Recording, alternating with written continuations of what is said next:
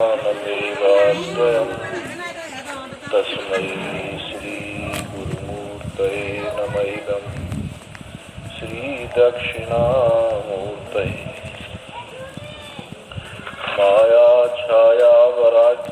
कथमिव लभतां मयि अनन्ते प्रतिष्ठाम् अस्थाने चेश्वरत्वं गृहहरिहर अन्तवन्ने स्फुलिङ्गाः अद्वैते द्वैतखेला गगननलिनवत् स्वप्नवज्जीवमेला श्रीपूर्णानन्दवाणी श्रुतिशिखरसुधा स्वर्णदीनः पुनातु अखण्डानन्दसम्बोध मूर्तये ब्रह्ममूर्तये सुधास्मितसमाश्लिष्ट नेत्रान्तरमूर्तये नमः।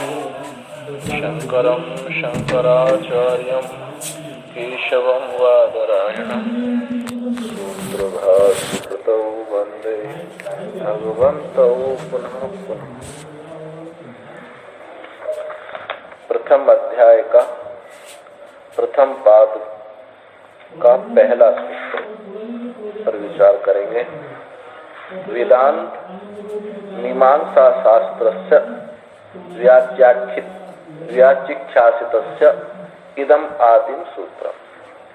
इस वेदांत मीमांसा शास्त्र का जो व्याख्या करने के लिए जो अभीष्ट है उसका ये पहला सूत्र है। तो बताया था अधिकरण में 5 चीज होती हैं। तो संगति, विषय, संदेह, पूर्व पक्ष और उत्तर पक्ष। तो संगति तो इसकी है जो अध्यास भाष्य है, यही इसकी संगति है, क्योंकि सही पहला सूत्र। तो संगति में क्या बताया कि यद्यपि युष्मद अस्मद प्रत्यय गोचर में और यह विपरीत स्वभाव भाले हैं,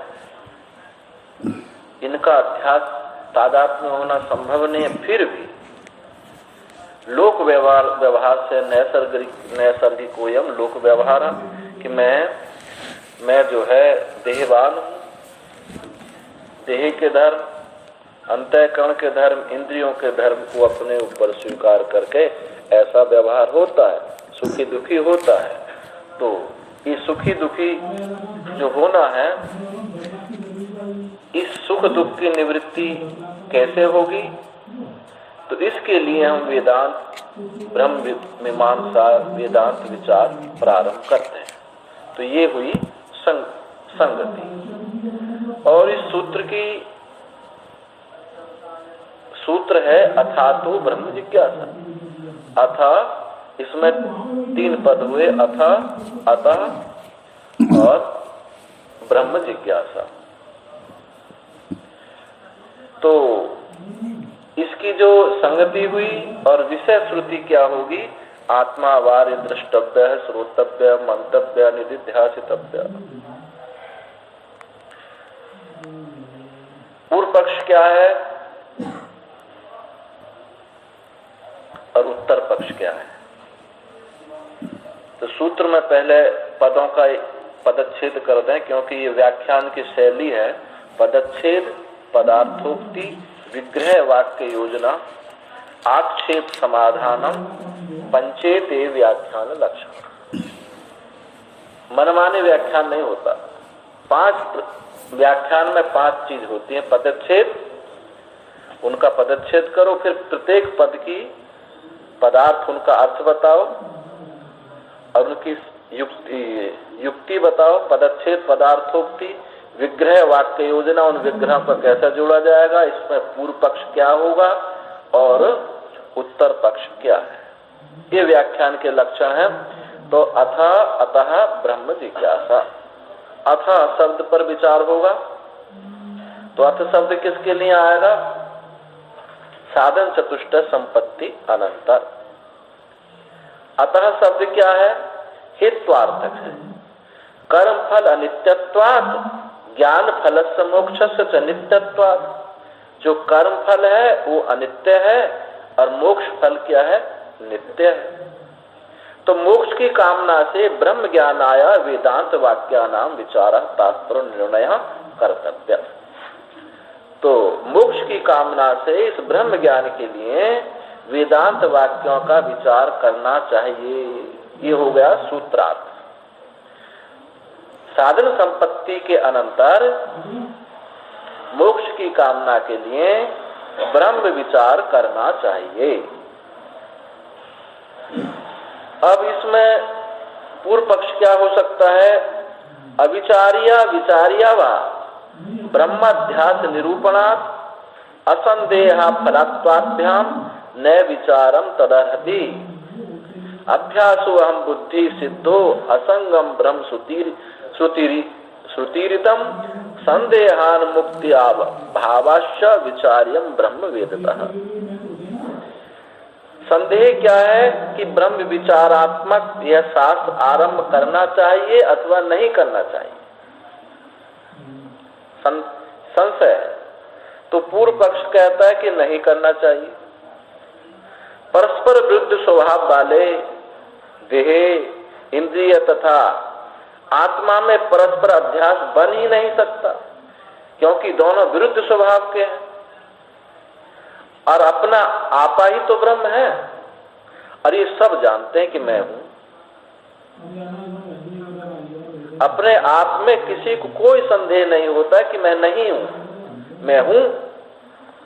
अपने आपे का निश्चय होने पर और अपने आपे में अपने आपा निश्चय होने पर किसी को मुक्ति भी नहीं होती, ऐसा देखा जाता है। जब मुक्ति नहीं है, अपना आपा सबको सिद्ध है और अभ्यास यानी आत्मा और ये अनात्मा विरुद्ध स्वभाव वाले हैं, तो इन सब विरुद्ध स्वभाव वाले उनका तादात्म्य हो ही नहीं सकता, अध्यास की सिद्धि भी नहीं हो सकती। अपना आपा सबको सिद्ध है और इससे मुक्ति भी नहीं है, तो क्यों हम ब्रह्म शास्त्र आरंभ करें? ब्रह्म मीमांसा आरंभ हमको नहीं करनी चाहिए, व्यर्थ का प्रयत्न है। तो सिद्धांती कहता है कि नहीं, ब्रह्म विचार प्रारंभ करना चाहिए। ये ब्रह्म विचारात्मक शास्त्र आरंभ करना चाहिए। क्यों? कि श्रुतियों में असंग ब्रह्म ही आत्मा कहा गया है और आप तो अपने को असंग मानते नहीं, देह मानते हो। मैं देह हूं। लोक में प्राय सभी लोगों की देह में आत्मबुद्धि देखी गई है। असंग ब्रह्म आत्मा है या देह आदि ही आत्मा है, ऐसा संदेह हो सकता है कि असंग ब्रह्म आत्मा है अथवा देह आत्मा, ऐसा संदेह हो सकता है। और मुक्ति में श्रुति और विद्वानों का अनुभव प्रसिद्ध है, इसलिए समस्त शास्त्र मुक्ति की बात कहते हैं और विद्वानों का अनुभव भी सिद्ध है। इसलिए सिद्ध हुआ कि ब्रह्म के अपरोक्ष ज्ञान के लिए वेदांत वाक्यों के तात्पर्य का निर्णय करने वाला यह शास्त्र आरंभ करना चाहिए। ठीक है, श्रुति कहती है ब्रह्म स्पष्ट है, मैं हूं, परंतु मैं देह सम्मिलित मानता है या बिल्कुल विशुद्ध मानता है अपने को? और विशुद्ध अहम बोध होने से ही मुक्ति होगी, इसलिए ये ब्रह्म शास्त्र आरंभ करना चाहिए। ये हुआ अधिकरण 7। इस अधिकरण को लेकर के ही आगे भगवान भाष्यकार विचार करते हैं। अथा तो ब्रह्म जिज्ञासा अत्र अथा शब्द आनंतर्यार्थ परिग्रह्यते न अधिकारार्थ। अथ शब्द पर विचार करते हैं। अथ शब्द आनंतर्यार्थ है, ऐसा ग्रहण किया गया है, आरंभ करने वाला नहीं है।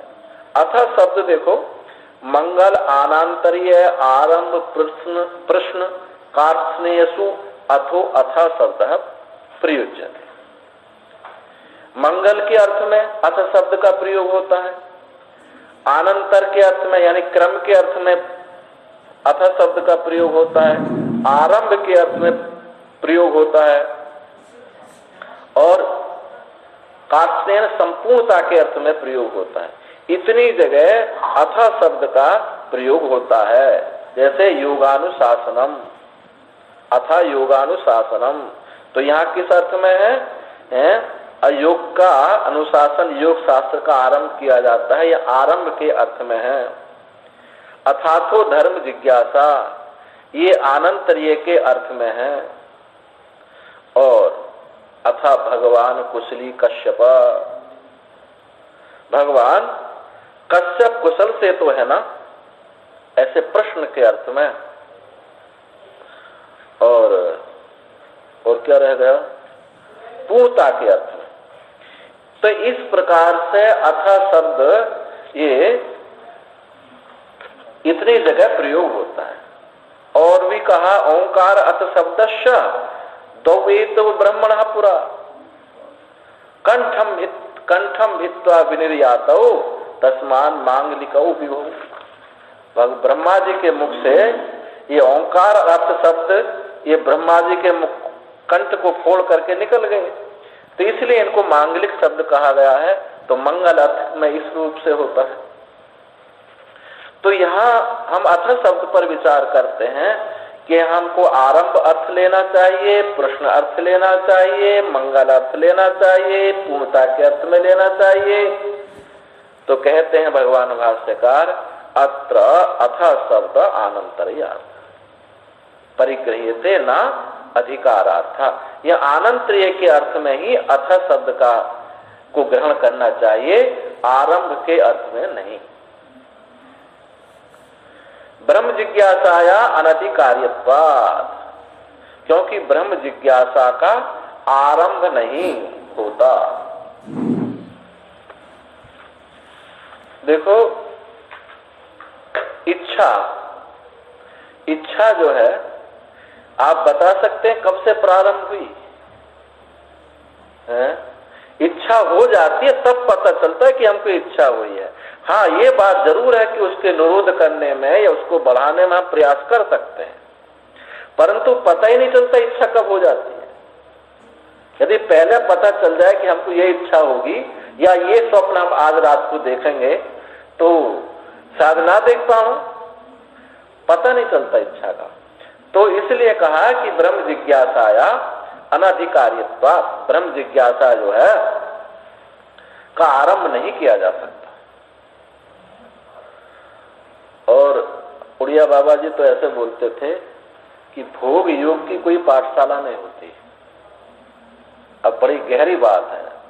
जैसे भोग पता नहीं चलता, जब बच्चा 7-8 साल का हो जाता समझने लगता है, ऐसे योग अनंत जन्मों का अभ्यास होता इच्छा रूप हो जाता है। कि ऐसा नहीं है कि अभी तुरंत ही हम हो जाते हैं। अनेक जन्म जन्मांतर से जब अंतःकरण शुद्ध होता है तो इस ब्रह्म विचार के लिए हम प्रवृत्त होते हैं।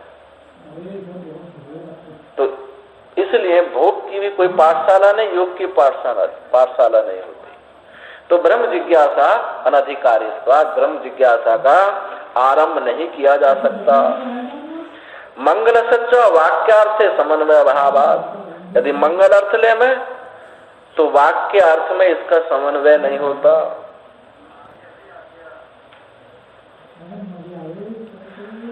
अर्थांतर प्रयुक्तेव अथ शब्द श्रुत्या मंगल प्रयोजन भवति। इसलिए अन्य अर्थ कौन सा होगा? आनंतर्य अर्थ में, क्रम अर्थ में, इसके बाद अर्थ में ही ये प्रयुक्त हुआ जो अर्थ शब्द है ये मंगल का वाचक भी हो जाता है। उच्चारण करने मात्र से ये मंगल हो जाता है। और आनंतर्य अर्थ में ये वैसे लक्ष्यार्थ रूप में आनंतर्य अर्थ में प्रयुक्त हुआ है और केवल उच्चारण के रूप में ये मंगल वाचक हो जाता है। तथा शब्द श्रुतिया मंगल प्रयोजनो भवति, ये श्रवण द्वारा इस मंगल का प्रयोजन हो जाता है। पूर्व प्रकृत अपेक्षाश्च फलतः आनंतर्य व्यतिरेका, यानी जो फल है, फल की हेतुभूत जो पूर्व प्रकृति है, पूर्व सामग्री के साथ जो अपेक्षा है, उसका अनंतर्य से कोई भेद नहीं होता। तो जो पूर्व फल क्या है, यानी विचार, यानी विचार जो है ब्रह्म विचार का हेतुभूत जो पूर्व प्रकृत है क्या है, विचार से, ब्रह्म विचार से पूर्व क्या अपेक्षा रखते हैं, साधन चतुष्ट संपत्ति की। साधन चतुष्ट संपत्ति के अनंतर ही ब्रह्म विचार हो सकता है। तो पूर्व प्रकृत जो फल विचार की जो हेतुभूत पूर्व प्रकृत है, पूर्व अपेक्षा है, जो अपेक्षा उसका आनंतर्य के साथ कोई भेद नहीं है। साधन चतुष्ट संपन्न संपत्ति के अनंतर ब्रह्म विचार करना चाहिए, इसलिए कोई भी भिन्नता इसमें सिद्ध नहीं होती है। सती च आनंतर्यार्थत्वे यथा धर्म जिज्ञासा पूर्वव्रतम वेद अध्ययनम नियमेन अपेक्षते एवं ब्रह्म जिज्ञासा भी यत् पूर्वव्रतम नियमेन अपेक्षते तद वक्तव्यम। जैसे आनंतर्य अर्थ में, जैसे धर्म जिज्ञासा को पूर्वव्रत, धर्म जिज्ञासा किसी की अपेक्षा रखती है, किसकी अपेक्षा रखती है, वेद अध्ययन की। ये हमारी शैली होती है कि पहले परंपरा से वेद मंत्रों को कंठस्थ कराया जाता था, उनका अर्थ आदि कुछ नहीं बताया जाता था, उनका जो यज्ञ अनुष्ठान आदि कोई विधि नहीं बताई जाती थी, केवल बच्चों को शुरू कर देते थे, वेद संहिता याद कराते थे। अभी भी है जहां जहां वेद पाठशाला है, तो पहले वेद मंत्र कराते थे, अब फिर उसके बाद में ये पूर्व मीमांसा जो है, जैमिनी शास्त्र, जैमिनी जिसके आचार्य हैं, इस पर विचार किया जाता था। तो वही कह रहे हैं कि आनंतर्यार्थ में जैसे धर्म जिज्ञासा के पूर्वव्रत वेद अध्ययन नियम की अपेक्षा होती है, बिना वेद के अध्ययन किए हुए ब्रह्म जिज्ञासा नहीं हो सकती, इसी प्रकार ब्रह्म जिज्ञासा भी यत् पूर्वव्रतम नियमेन अपेक्षते।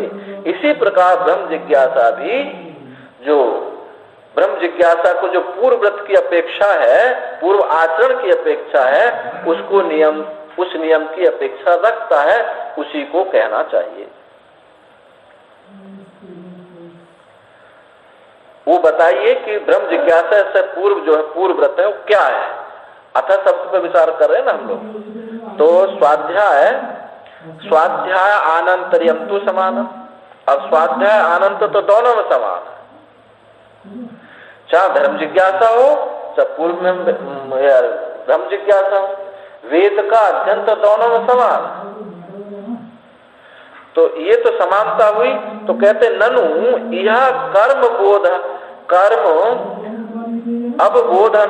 आनंतर्यम विशेष है, किंतु यहाँ क्या है, कर्म अवबोध आनंतर्य यहाँ विशेष है।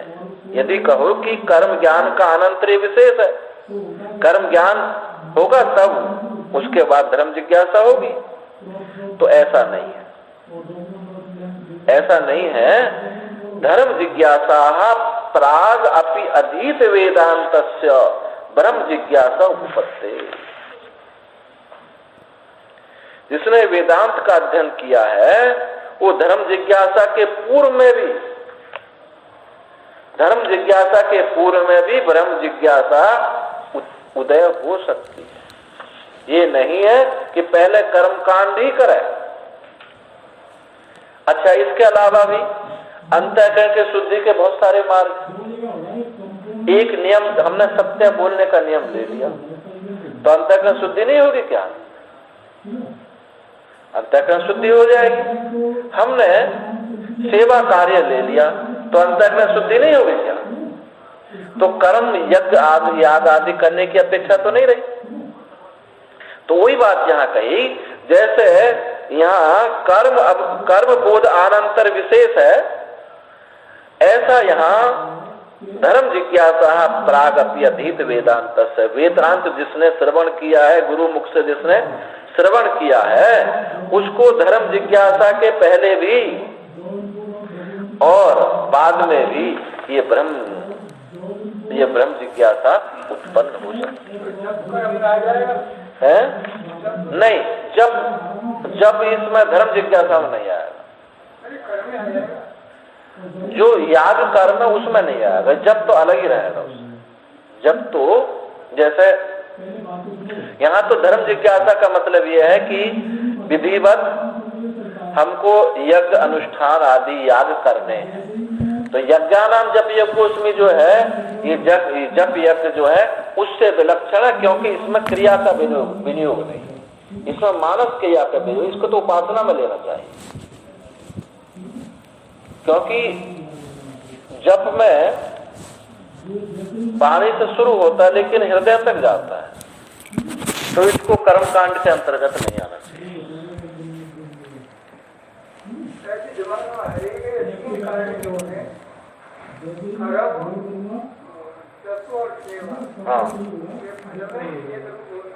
हाँ, अंतःकरण शुद्धि तीनों एक रूप हो सकते हैं, बिल्कुल हो सकते हैं। जब हम जप करेंगे तो जप जिसका जप करेंगे वो तो अनंत होगा, तो अपनी वृत्ति को अनंत के पास बिठा देना, उसके साथ तादात्म्य करना, यही अंतःकरण का व्यापक होना ही तो है। अंतःकरण की शुद्धि और कोई चीज थोड़ी है। हमारा अंतःकरण, हमारी सोच बड़ी हो जाए, बस हम अंतःकरण शुद्ध हो गए। जब हम चित्त में राग द्वेष है तो हम राग द्वेष तभी होते हैं बहुत सीमित में। असीम का चिंतन करने से, असीम का तादात्म्य करने से राग द्वेष नहीं। ये जप में भी होगा, कर्म में भी। हम कर्मेंद्रियों का विनियोग कर रहे हैं, वो भी किसी अनंत के लिए कर रहे हैं, व्यापक के लिए कर रहे हैं। और सेवा भी, सेवा जो है सेव्य का धर्म नहीं होता, सेवक का धर्म होता है। हाँ, और उस सेवक का जो धर्म है वो किसके लिए है? अंतःकरण शुद्धि के लिए, अनंत परमात्मा की प्राप्ति के लिए।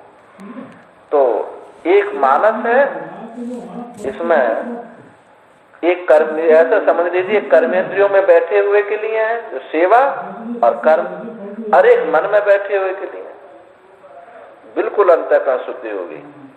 तो न धर्म जिज्ञासा प्राग अप्यधीत वेदांतस्य ब्रह्म जिज्ञासा उपपत्ते यथा च हृदयादि अवदानानाम आनंतर्य नियमः क्रम स विवक्षित्वात् न तथा यह क्रमो विवक्षितः।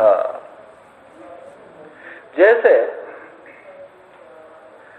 कर्म कांड में जब बलि पशु याग होता है तो क्या कहा जाएगा? हृदयस्य अग्रे अवद्यति अतः जीवाया अथा वक्षसः। पहले हृदय का छेदन करें,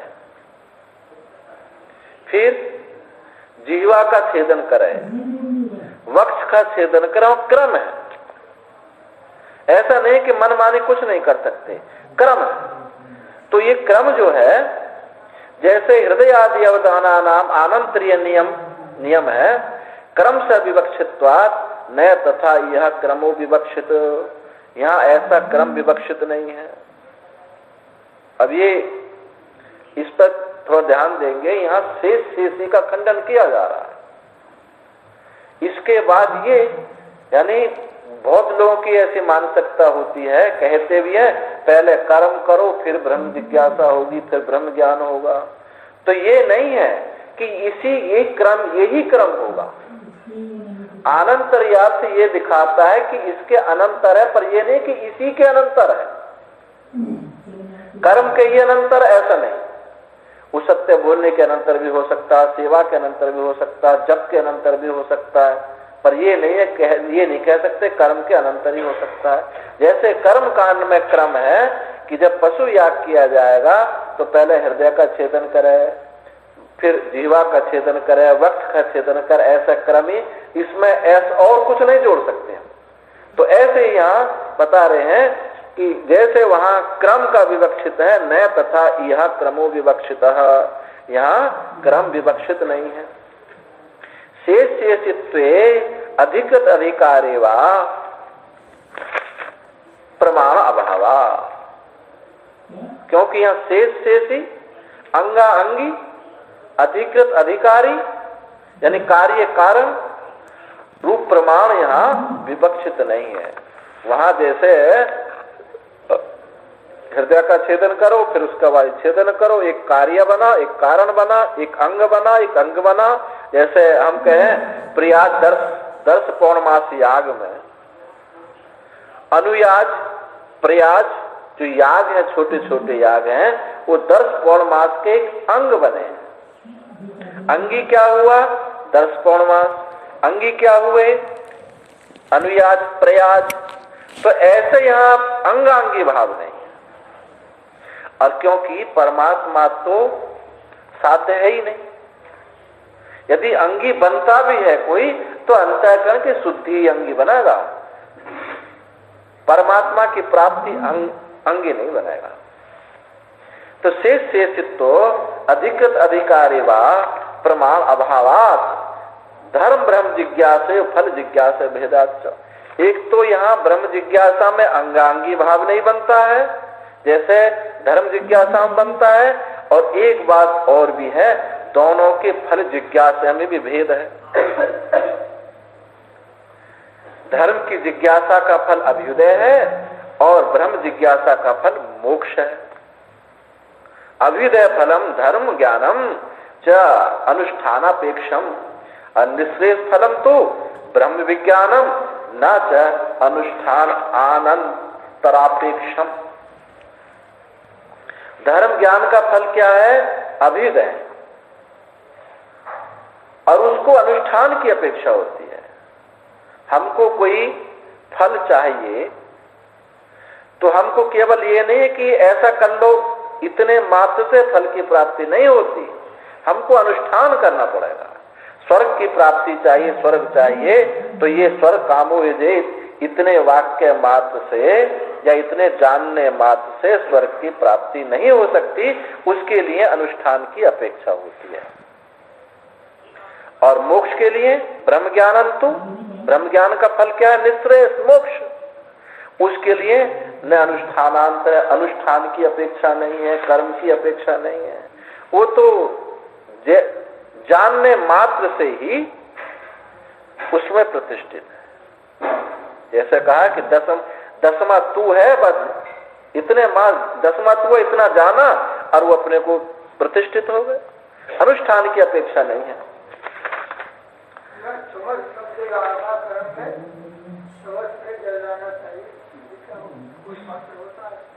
समस्त हाँ हाँ, यज्ञ पात्र विशेष होता है, चमस एक स्टोर पात्र होता है।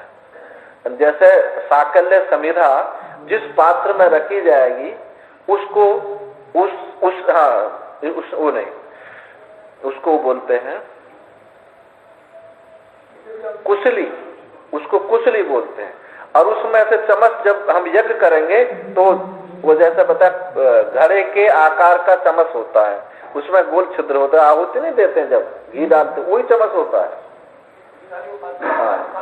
हाँ, वही चम्मच होता है। उसका भी मीमांसा में परिमाण होता है। हाँ, सुरुआ उसमें भी आकार होता है, उसके कितना गड्ढा होता है। मीमांसा क्या है? बहुत सावधानी के लिए है, हमरे को सावधान रहें। अब ये नहीं है कि कितना ही मोटा बना दो, उसका कितना बड़ा पेट होगा, कितना बड़ा चौड़ा छिद्र होगा, कितना गहरा होगा, वो नाप है, उसके सब प्रमाणित है।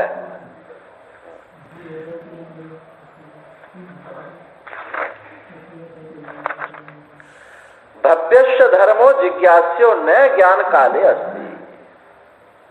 जो धर्म जिज्ञासा का जो विषय धर्म है, वो जो है भव्यस्य, वो साध्य है।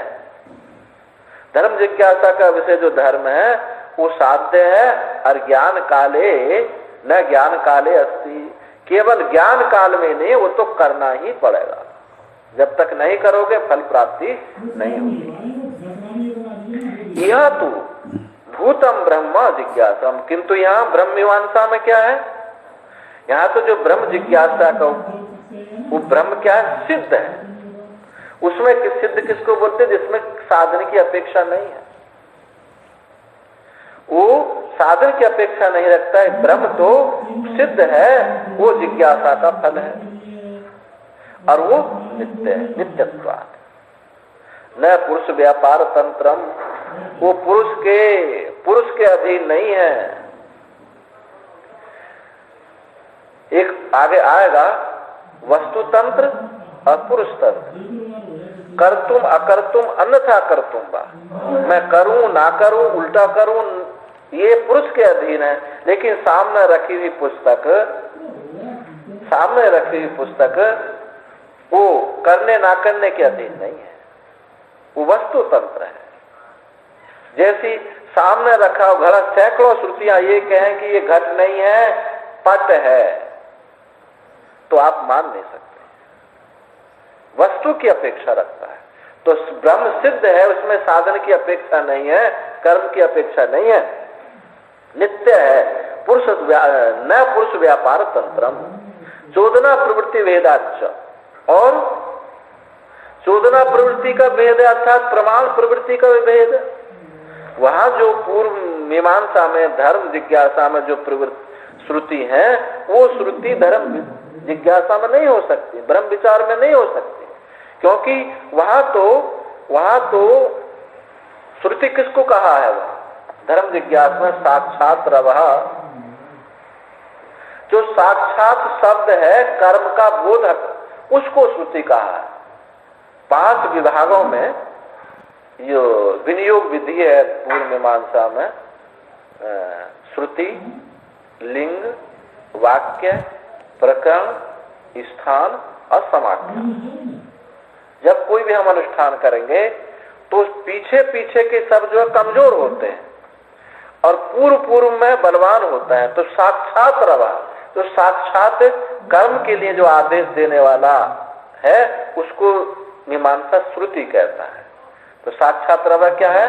स्वर्ग कामो यजेत, जिसमें आख्यात हो, क्रिया स्पष्ट दिखाई दे, स्वर्ग कामो, ये स्वर्ग की कामना से यजन करे। अब यजेत शब्द है, कुर्यात शब्द है, ये क्या है? श्रुति, इसी को श्रुति कहता है। तो पहले श्रुति किन्हीं वाक्यों में, किन्हीं के अधिकांश वाक्यों में कोई आख्यात नहीं होता, तो वहां क्या लिंग देखेंगे? क्या लिंग होगा? यस्य प्राणमयी जुहू, एक जुहू पात्र विशेष है जिसमें साकल्य आदि चुनाव करके रखे जाते हैं। तो वो जुहू क्या है? उस जुहू जो है प्राण के पलाश की लकड़ी की बनी हुई है। अब इसी ये लिंग बन गया। ज्योतिष्टोम याग में जो जुहू होगी पलाश की लकड़ी की होगी, तो इस लिंग को देख करके हम कह देंगे कि ज्योतिष्टोम याग का वर्णन है। हाँ, उसका इसको प्रतीक लिंग बन गया उसका। और प्रकरण, जो पूरा प्रकरण है, उस पूरे प्रकरण को देखेंगे कि किसका वर्णन किया जा रहा है। हाँ, श्रुति, लिंग, वाक्य, एक वाक्य है, फिर प्रकरण है, फिर स्थान है, फिर समाख्या है। तो ऐसे समाख्या बोलते हैं जो कर्मकांडी लोगों ने एक संपूर्ण उस याग की विधि को देख करके उसमें कुछ अपनी तरफ से जोड़ दिया, जिससे हमको स्पष्ट हो जाए कि ये उस याग का वर्णन है, तो उसको बोलते हैं समाख्या।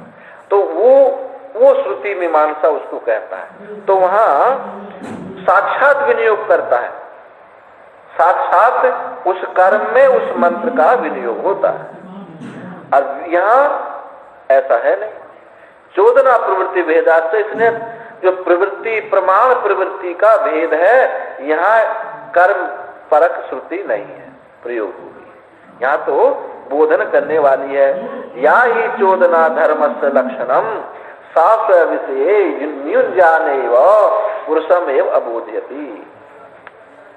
क्योंकि जो विधि धर्म का लक्षण क्या है? विधि, धर्म वही है जिसमें विधि है। कुर्यात जैसे सब प्रिय होगा तो वो विधि होगी। तो इस धर्म का लक्षण जो होगा वो विधि होगी।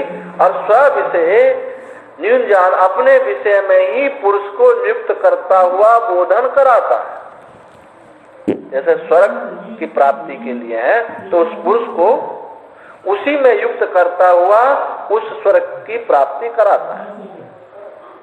अब ब्रह्मचोदना तो ब्रह्म विचार क्या है, ब्रह्म प्रमाण क्या है? पुरुषम एव अबोधयति एव केवलम। केवल पुरुष को अवबोध करता है कि तू ब्रह्म है।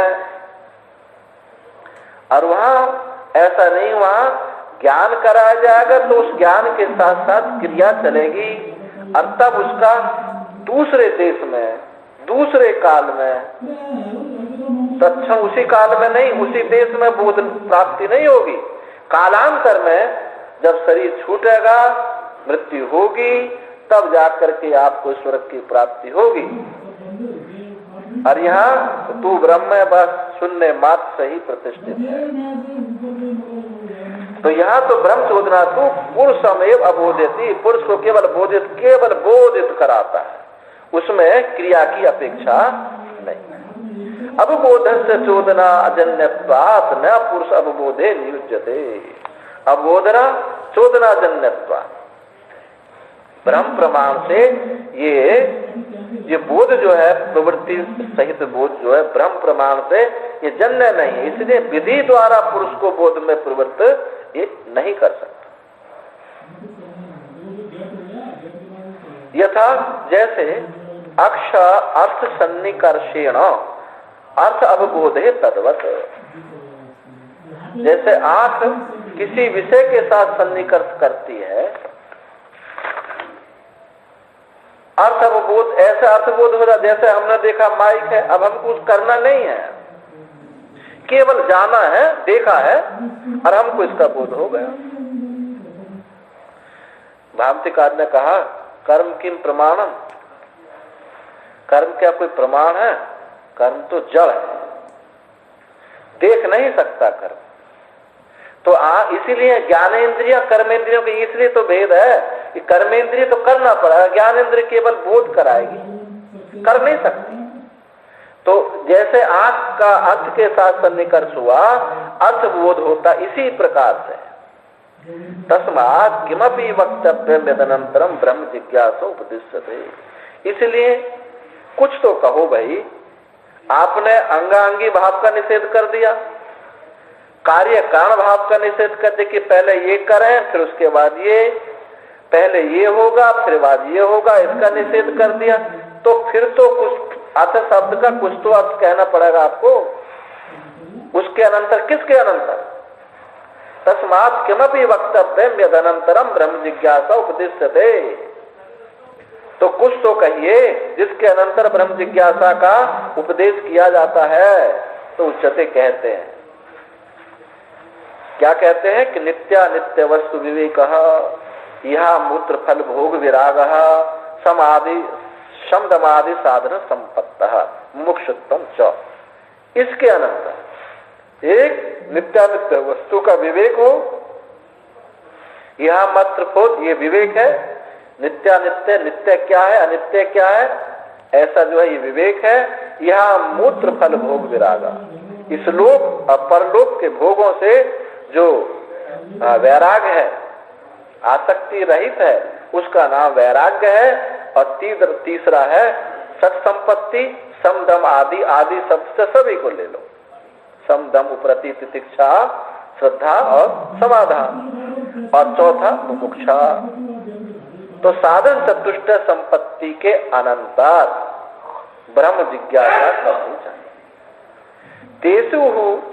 तेसु ही सत्सु प्रागपि धर्म जिज्ञासा ऊर्ध्वं च शक्यते ब्रह्म जिज्ञासुत्वं ज्ञातुं न च विपर्ये। इनके होने पर ही, धर्म जिज्ञासा के पूर्व भी, यदि धर्म जिज्ञासा से पहले भी यदि किसी के जीवन में साधन चतुष्ट संपत्ति आ गई तो वो ब्रह्म विचार करने में सफल है। तेसु ही सत्सु प्रागपि धर्म जिज्ञासाया ऊर्ध्वं च शक्यते ब्रह्म जिज्ञासुत्वं। ब्रह्म की जिज्ञासा करने के लिए और उसका ज्ञान करने के लिए संभव है, न विपर्ये, इसके विपरीत। यदि साधन चतुष्ट संपत्ति नहीं हुई तो ब्रह्म ज्ञान संभव नहीं। चाहे भले ही उसको कितना ही कर्म कांड क्यों ना आता हो। तस्मात् अथ शब्देन यथोक्त साधन संपत्ति अनंतरम उपदिश्यते। तो इससे अथ शब्द का अर्थ क्या हुआ? साधन चतुष्टय संपत्ति के अनंतर। अतः शब्द पे विचार करते हैं। अतः शब्दो हेत्वर्थ। अतः शब्द क्या? हेतु के अर्थ में। क्या हेतु है? कर्म से उस ब्रह्म तत्व का बोध नहीं हो सकता, क्योंकि कर्म अनित्य है। इस कारण से, हेतु माने कारण, इस कारण से तो क्या हेतु होना चाहिए? ये समझ लेना चाहिए कि कर्म से मुक्ति नहीं है। यस्माद् वेद एवं अग्निहोत्रादि नाम श्रेय साधना नाम अनित्य फलताम दर्शति। क्योंकि वेद जो है अग्निहोत्र आदि श्रेय के जो साधन है, श्रेय क्या हुआ? स्वर्ग की प्राप्ति। स्वर्ग की प्राप्ति का जो साधन अग्निहोत्र आदि है वो अनित्यता, अनित्य फलताम दर्शति, उनका फल अनित्य दिखाता है।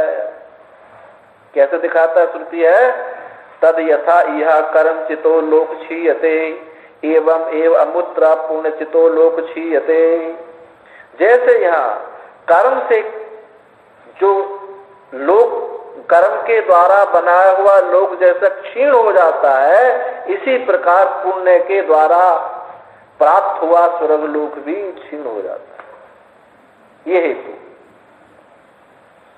इत्यादि। तथा ब्रह्म विज्ञानादपि परम पुरुषार्थ दर्शति। ये तो उसकी विषय में बताया, और ब्रह्म विज्ञान से भी परम पुरुषार्थ देखा गया। क्या देखा गया है? ब्रह्मविद आपनोति परम। जो ब्रह्मविद है वो पर को प्राप्त होते हैं, अनंतता को प्राप्त होते हैं इत्यादि इत्यादि। तस्माद् यथोक्त साधन संपत्ति अनंतरम ब्रह्म जिज्ञासा कर्तव्य। इसलिए यथोक्त साधन संपत्ति के अनंतर ही ब्रह्म जिज्ञासा करनी चाहिए।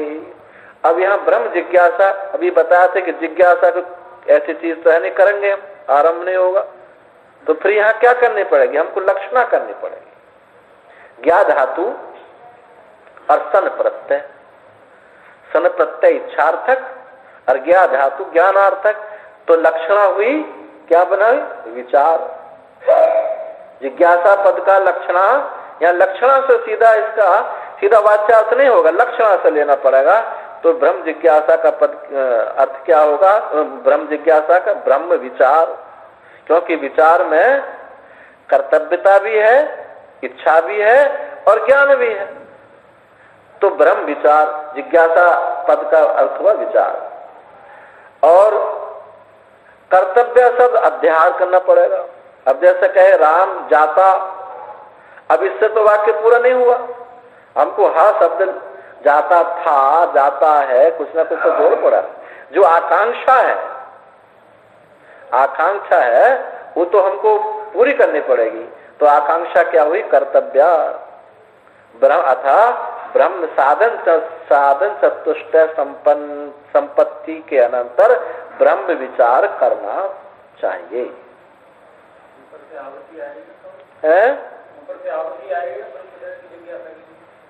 आवृत्ति मैं समझा नहीं। हाँ हाँ, साधन चतुष्टय संपत्ति के अनंतर। हाँ, तो वहां पहले जो खंडन किया था, शेषी का खंडन किया था, अधिकारित्व का खंडन किया है कि ये कार्य कारण नहीं है।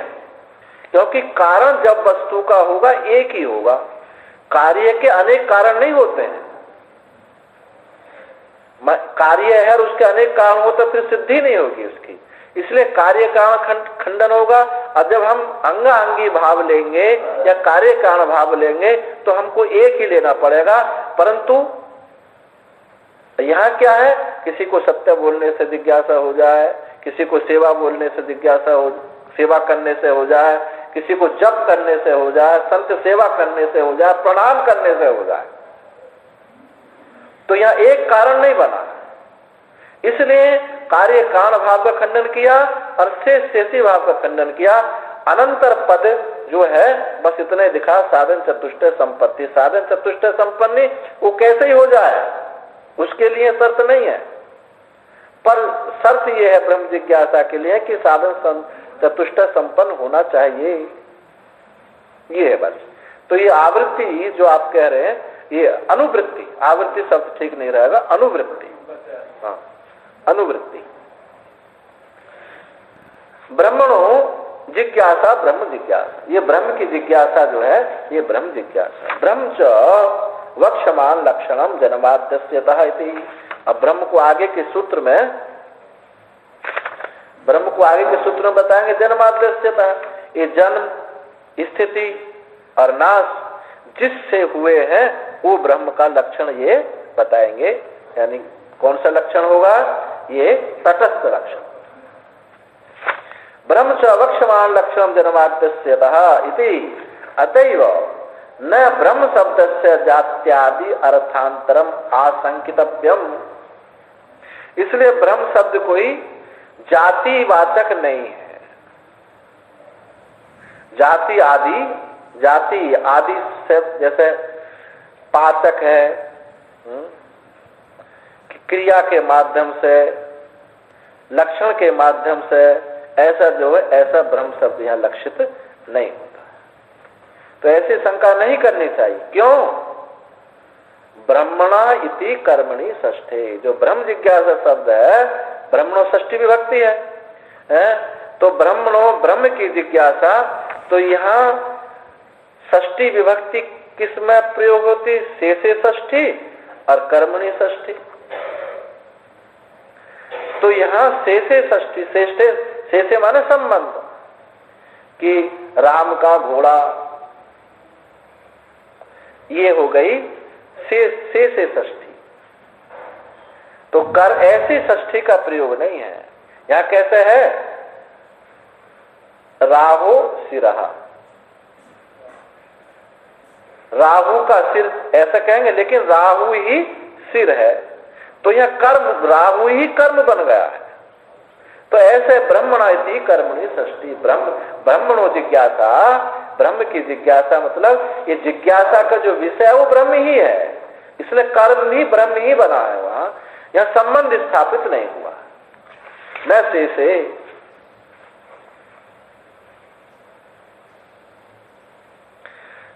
जो शेष में षष्ठी होती है वो संबंधी होती है, और यहाँ जो ब्रह्म स्वरूप की ही जिज्ञासा है, अपनी ब्रह्म स्वरूप की जिज्ञासा, इसलिए कर्म ही यहाँ जिज्ञासा बना है। जिज्ञास्य अपेक्षत्वात् जिज्ञासाया, क्योंकि जिज्ञासा को जिज्ञास्य की अपेक्षा होती है, जिज्ञासा को जिज्ञासा की अपेक्षा होती है। यहाँ जिज्ञासा क्या बना? ब्रह्म। जिज्ञास्यानंतरा निर्देशाच, और दूसरी कोई जिज्ञासा यहाँ है नहीं, क्यों? कोई एक ही जिज्ञासा है। जिज्ञासा क्या है? ब्रह्म ही जिज्ञासा है, इसलिए यहाँ कर्मणि षष्ठी ही उपयुक्त होती है। अब ननु शेषे षष्ठी परिग्रहेपि ब्रह्मणो जिज्ञासा कर्मत्वं न विरुध्यते संबंध सामान्य से विशेष निष्ठत्वात्। अभी शंका कर रहे हैं कि शेषे षष्ठी के ग्रहण करने पर भी, शंका की कि शेष से षष्ठी के ग्रहण करने पर भी ब्रह्म की जिज्ञासा कर्मत्व का कोई विरोध नहीं होता, संबंध सामान्य से विशेष निष्ठत्वात्, क्योंकि संबंध सामान्य उसमें निष्ठ होता है। शेषे षष्ठी में सूत्र के अनुसार, शेषे षष्ठी जो सूत्र है इसके अनुसार षष्ठी से संबंध मात्र प्रतीत होता है, और संबंध सामान्य का ज्ञान होने पर, संबंध सामान्य का ज्ञान होने पर विशेष संबंधी में आकांक्षा रहती है। इसलिए सकर्मक क्रिया के समीप रहने से कर्मत्व रूप विशेष संबंध का बोध हो जाता है। जैसे हमने कहा कि ये राम का घोड़ा है, तो यह संबंध हुआ। तो ये संबंध सामान्य से किस पर दृष्टि ज्यादा हमारे घोड़ा पर विशेष रूप से महत्व दिया जा रहा है, तो संबंध सामान्य के ज्ञान होने पर विशेष संबंध किससे हुआ? घोड़ा से हुआ।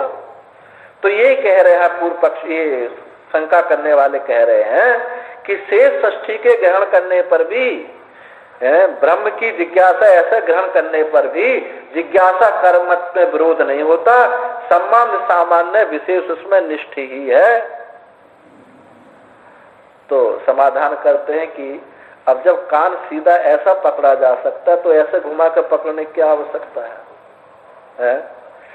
संबंध स्थापित करो फिर ब्रह्म को लेकर आओ। जी सीधा ही वो है तो कहते हैं एवं अपि प्रत्यक्षम ब्रह्मणः कर्मत्वम उत्सृज्य सामान्य द्वारेण परोक्षम कर्मत्वम कल्पितो व्यर्थ प्रयासस्य। इस प्रकार प्रत्यक्ष ब्रह्म का कर्मत्व को छोड़ करके, प्रत्यक्ष कर्मत्व को छोड़ करके हम सामान्य संबंध स्थापित करें, उसके द्वारा परोक्ष कर्म की कल्पना करें, तो ये प्रयास तो तुम्हारा व्यर्थ ही होगा। जब हमको प्रत्यक्ष कर्म का बोध हो रहा ना, व्यर्थ कहता है, व्यर्थ नहीं है। क्यों व्यर्थ नहीं है? कहता है व्यर्थ नहीं है, ब्रह्म आश्रित शेष विचार प्रतिज्ञानार्थत्वात् चेत। हम कहते हैं कि ब्रह्म के आश्रित ही संपूर्ण विचार उस प्रतिज्ञा का ज्ञान होता है। हम ब्रह्म शब्द को संबंध बना करके कहेंगे तो ब्रह्म से ही सबका बोध होता है, उसी से जितना भी आचार प्रचार जितना भी है सब उसी के द्वारा होता है, इसलिए इसमें कोई व्यर्थता नहीं है। तो समाधान करते हैं भाई ऐसा कहना ठीक नहीं है। ठीक है, तुम संबंध बना करके उससे तुम प्रचार प्रसार करो कि भगवान श्री कृष्ण मेरे हैं, ऐसा संबंध बनाया और श्री कृष्ण से सब कुछ हो रहा है, तो इतना लंबा फैलाने की क्या आवश्यकता है? तो सीधा जब प्रधान परिग्रह तद अपेक्षिता नाम अर्थाक्षिप्तात्। जब प्रधान के ग्रहण होने पर मुख्य को हमने ग्रहण कर लिया जाए, तद अपेक्षितों का उसी में ही समाविष्ट हो जाता है। उसके ग्रहण करने पर उसकी अपेक्षा रखने वाले सब पदार्थों को अर्थ से आक्षेप अपना आप ही उसमें आ जाता। हमने मुख्य को ग्रहण कर लिया तो अपना आप ही सब आ गया, मैं ब्रह्म हूं, ये ग्रहण होने पर सब कुछ आपसे ही हो गया। और कहें कि मेरा भगवान ऐसा है तो संबंध बनाया, उससे ग्रहण किया, आप तो उससे दूर हो ही गए। ये शेषे षष्ठी और कर्मणि षष्ठी में ये अंतर है। तस्मिन् प्रधाने जिज्ञासा कर्मणि परिगृहीते यही विजिज्ञासितैः विना ब्रह्म जिज्ञासितम न भवति तानि अर्थाक्षिप्तानि एव न पृथक् सूत्रतव्यानि सूत्रितव्यानि।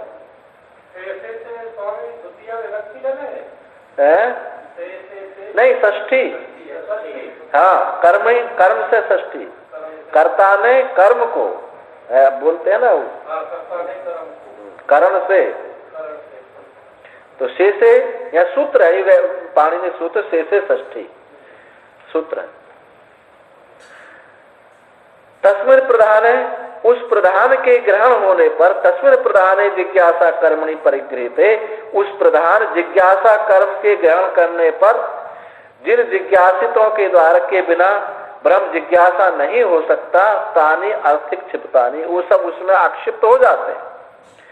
उस मुख्य प्रधान ब्रह्म जिज्ञासा कर्म ब्रह्म को ग्रहण कर लिया जाए तो जिनके द्वारा जिसके बिना, जिन जिज्ञासा के बिना ये ब्रह्म जिज्ञासित नहीं होता है, वो सब अर्थ उसमें आक्षिप्त हो जाते हैं, सब उसमें अपना आप निहित हो जाते हैं।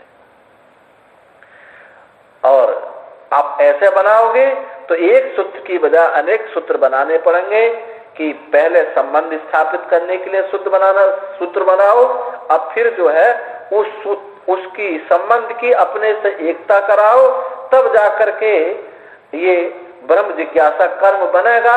इसलिए कहते हैं कि न पृथक सूत्री तब्यानी, अलग सूत्र करने की कोई आवश्यकता नहीं है, इसी से ही कर्मणि षष्ठी लेने पर इसी में ही हमारा प्रयोजन हल हो जाता है। जैसे दृष्टांत दे रहे, यथा राजासौ गच्छति इति उक्ते सपरिवारस्य राज्ञो गमनमुक्तम भवति तद्वत्। जैसे वह राजा जाता है ऐसा कहने पर अब उसका परिवार, सेना, जितनी भी सेना है, राजमहल आदि सब का सब उसमें निहित हो जाता है राजा जाने कहने मात्र से। अब हम कहें कि राजा जाता है, राजा की सेना जाती है, राजा का राजमहल जाता है, ऐसे करने की कोई आवश्यकता नहीं। सपरिवार से राज्यो गमनमुक्तम भवति तद्वत्। उसी प्रकार से ऐसा समझना चाहिए कि कर्मणि षष्ठी ऐसे ही है। श्रुति अनुगमाच, और श्रुति का अनुगमन होने से श्रुति भी कहती है, श्रुति भी यही बात कहती है। क्या श्रुति है? यतो वायुमानि भूतानि जायन्ते, जिस यतो वायुमानि भूतानि जायन्ते, जिससे ये भूत उत्पन्न होते हैं, जिसमें स्थित रहते हैं, जिसमें लीन हो जाते हैं, तद ब्रह्म तद विजिज्ञासस्व, वो ब्रह्म है उसकी जिज्ञासा करो। तो यहाँ जिज्ञास्य ब्रह्म हो गया, कर्मणि षष्ठी हो गई। तद विजिज्ञासस्व तद ब्रह्म इति प्रत्यक्षमेव ब्रह्मणो जिज्ञासा कर्मत्वं दर्शयति। इसमें प्रत्यक्ष ही ब्रह्म की जिज्ञासा का कर्मत्व स्पष्ट दिखाई पड़ता है कि जिससे सृष्टि आदि हो रही है वो ब्रह्म है। तो ब्रह्म जिज्ञासा कर्मत्व स्पष्ट मालूम पड़ता है। तच्च कर्मणि षष्ठी परिग्रहे सूत्र अनुगतम भवति। इसलिए कर्मणि षष्ठी के ग्रहण करने पर ही ये सूत्र अनुगत होता है, क्योंकि श्रुति और सूत्र दोनों का मेल खाना चाहिए। श्रुति कुछ और कहे, सूत्र कुछ और कहे तो सूत्र नहीं माना जाएगा। सूत्रेण अनुगतम भवति, सूत्र के द्वारा अनुगत होता है। तस्माद ब्रह्मणा इति कर्मणि षष्ठी। इससे क्या बात सिद्ध हुई कि ब्रह्मणा शब्द जो है ये कर्मणि षष्ठी लेना चाहिए। अब ज्ञातुम जिज्ञासा, अब तीसरा पद पर विचार किया जाता। अतः, अथा तो ब्रह्म जिज्ञासा, अतः शब्द पर विचार हुआ, अतः शब्द पर विचार हुआ, ब्रह्म शब्द पर अब जिज्ञासा शब्द पर विचार करते हैं।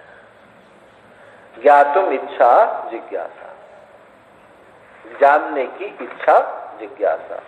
अवगति पर्यंतम ज्ञानम सन वाच्याया इच्छाया कर्म।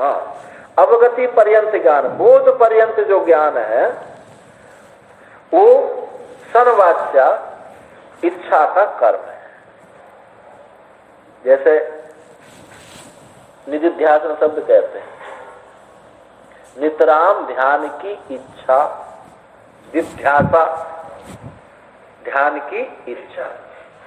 ऐसे ही जिज्ञासा ज्ञान की, अवगति पर्यंत ज्ञान की इच्छा, यानी सनवाच्य इच्छा का कर्म क्या हुआ?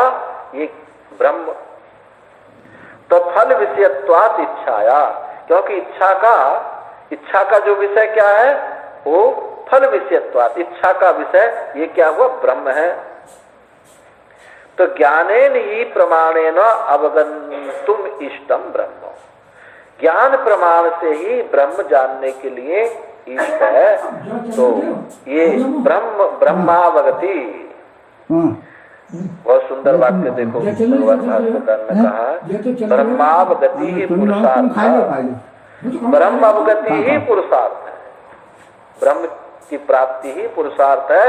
निश्चय संसार बीज अविद्या आदि अनर्थ निर्वहा। तो कैसे होगी? संपूर्ण संसार बीज अविद्या अनर्थ की निवृत्ति से ये ब्रह्म अवगति ही पुरुषार्थ है।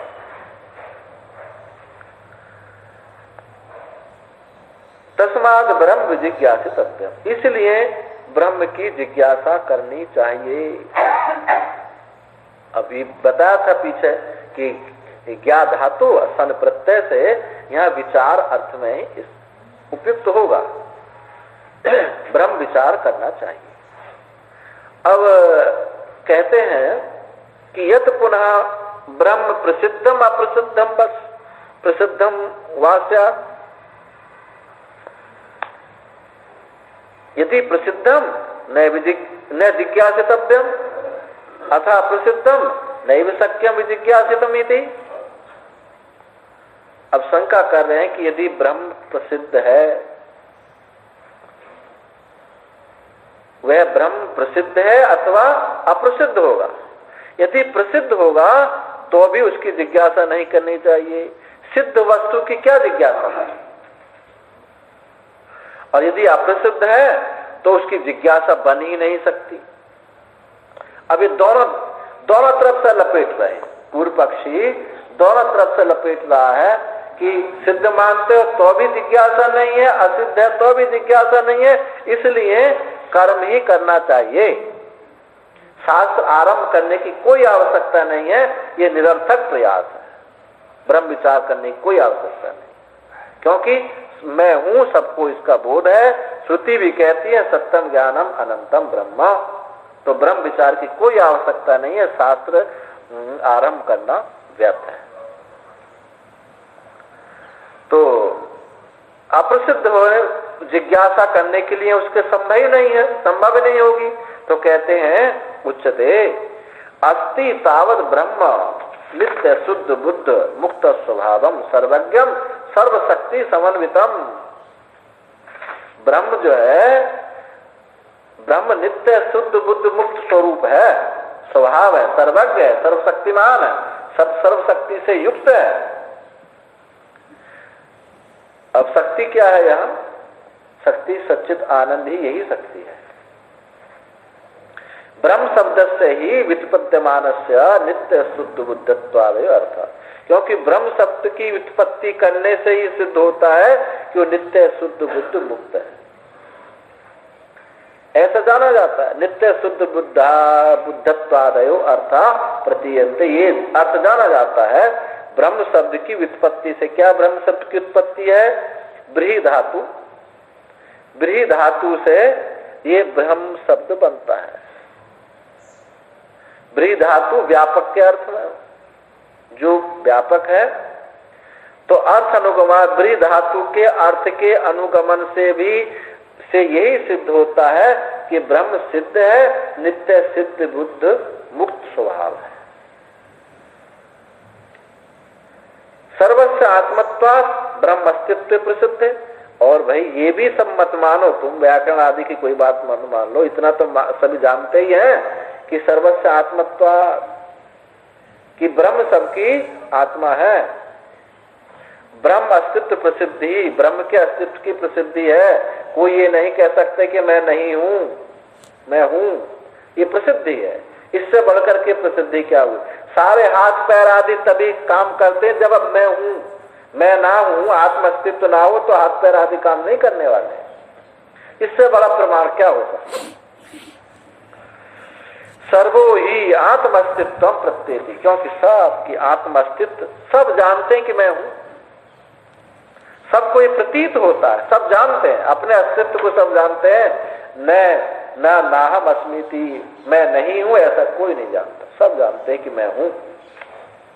यदि ही न आत्म अस्तित्व प्रसिद्धे स्यात् सर्वो लोको नाहम अस्मीति प्रतीयात्। यदि आत्म अस्तित्व प्रसिद्ध यदि ना हो गए तो सर्व लोग नाहम, मैं नहीं हूं ऐसा सबको होना चाहिए, सबको जानना चाहिए, सबको ये ज्ञान होना चाहिए कि मैं नहीं हूं।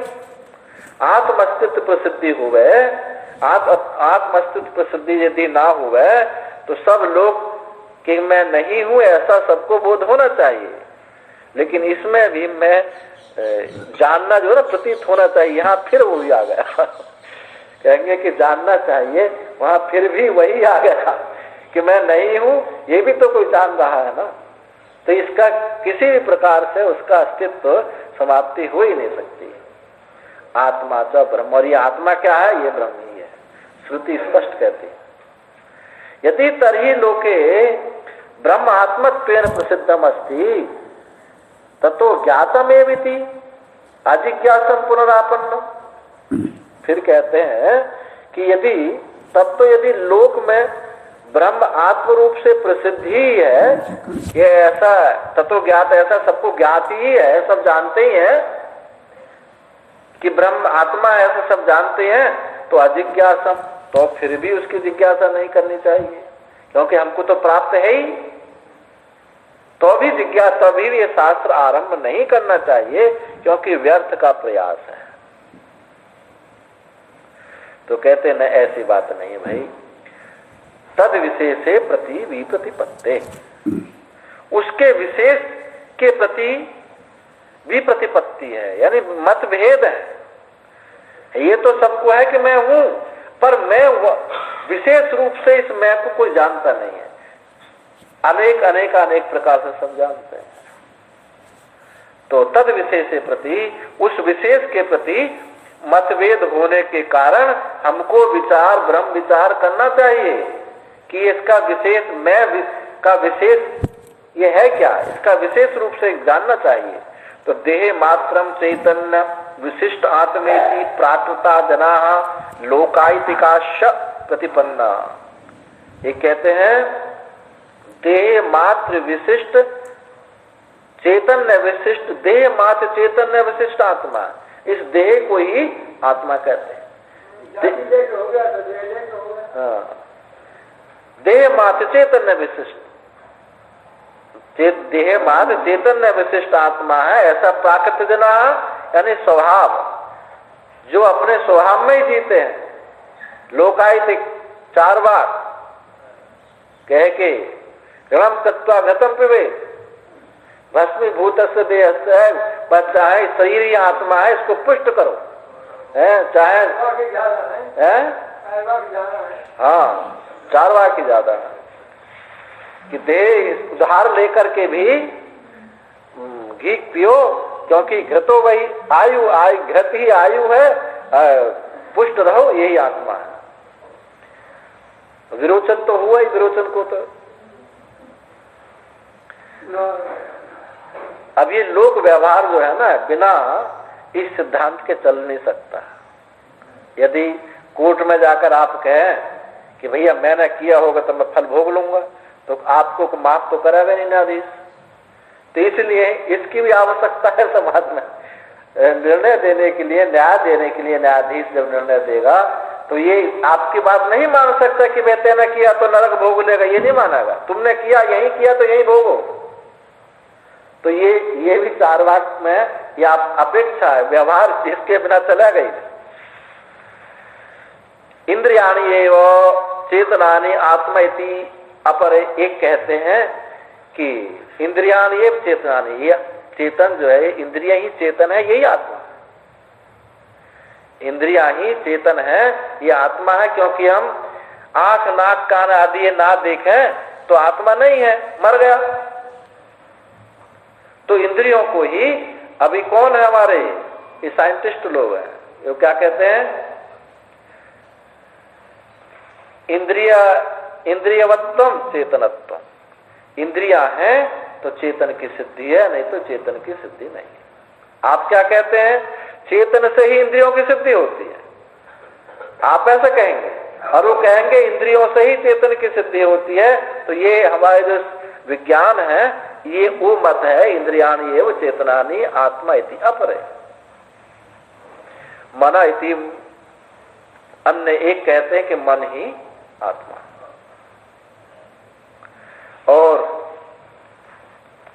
विज्ञान मात्रम क्षणिकमिति, एक कहते हैं कि ये विज्ञान मात्र ही आत्मा है, क्षणिक विज्ञान ही ये आत्मा है।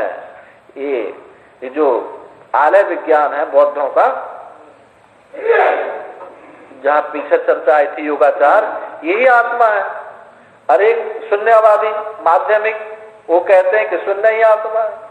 अब उसी को जिसने जिसके साथ तादात्म्य में किया, उसी ने उसी को आत्मा मान लिया।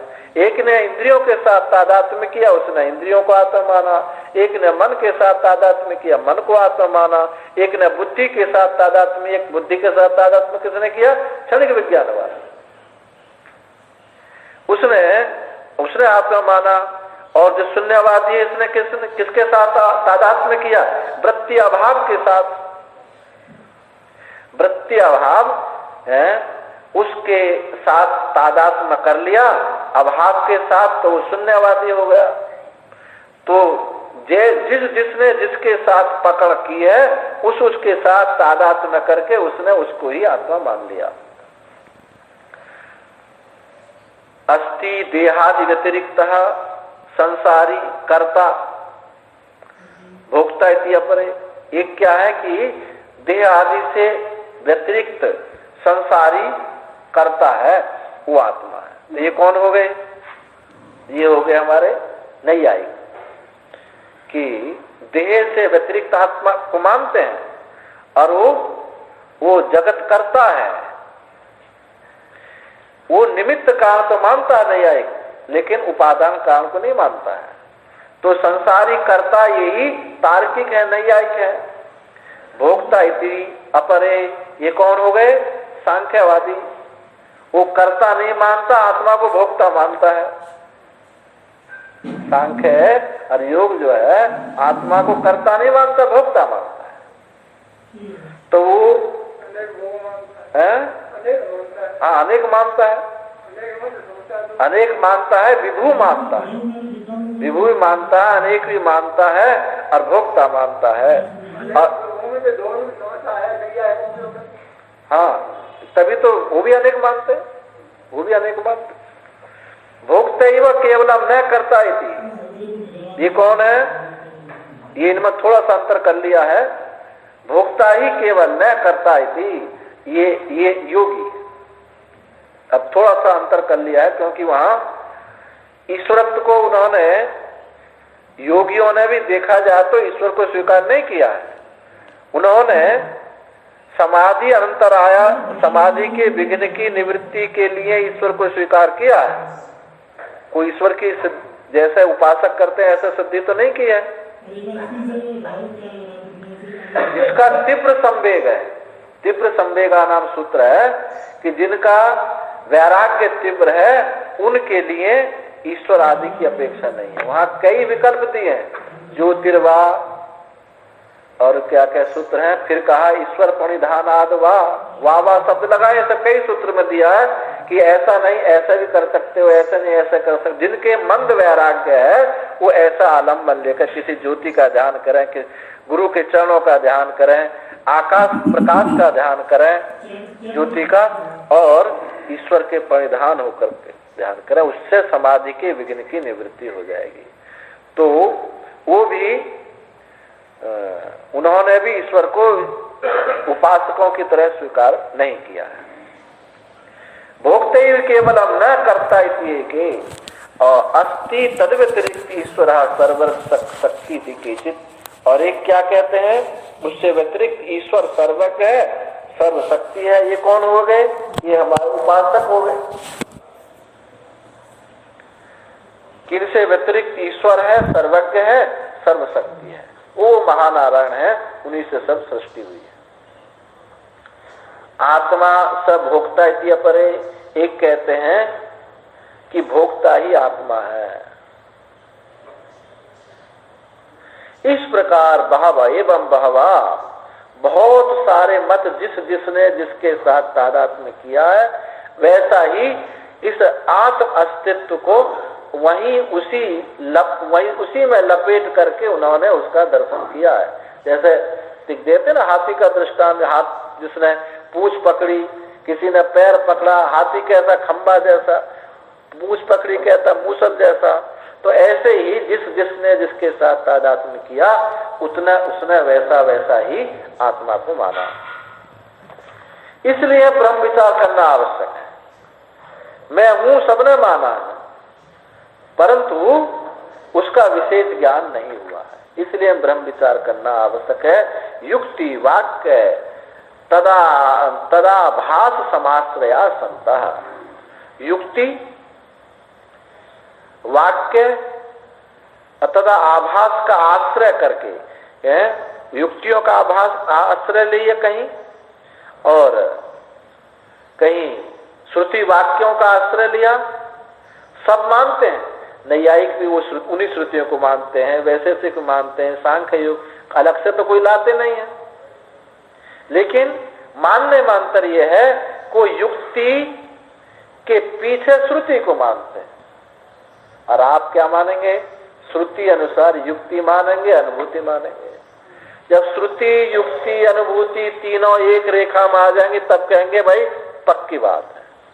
और वो पहले युक्ति रखेंगे, युक्ति में श्रुति फिट कर देंगे। अब जैसा आर्य समाजी नहीं करते हैं, गीता से भी श्लोक ले लेंगे, जहां यज्ञ का वर्णन कहे कि ये बात ठीक, बाकी सब बेकार है। तो ऐसे ही युक्ति अनुसार श्रुति मानने वाले इसी को कहा है वाक्याभास। युक्ति वाक्य तदाभास आश्रय, उसका आश्रय करके ऐसे अनेक मतांतर हुए। तत्र विचार्य यति किंचित प्रतिपद्यमानो निश्रेयसात् प्रतिहन्यत, उनका विचार ना करके जो कुछ भी प्रतिपद्य प्राप्त करते हुए निश्रेयसात् यानी मोक्ष से वो दूर हट गए। उनका विचार ना करके जो कुछ भी उन्होंने प्राप्त कर लिया है ऐसा मान करके मोक्ष से दूर हट गए। अनर्थम चेयात, इसलिए अनर्थ को ही चयन करेंगे, प्राप्ति करेंगे। वो अनर्थ की ही उनको प्राप्ति होगी। उनको जो श्रुति जिस ब्रह्म का निरूपण करती है उनको उसकी प्राप्ति नहीं होगी। इसलिए तस्मात् ब्रह्म जिज्ञासा उपन्यास मुखेन वेदांत वाक्य मीमांसा तद अविरोधी तर्कोपकरणा निश्रेयस प्रयोजनाना प्रस्तुयते।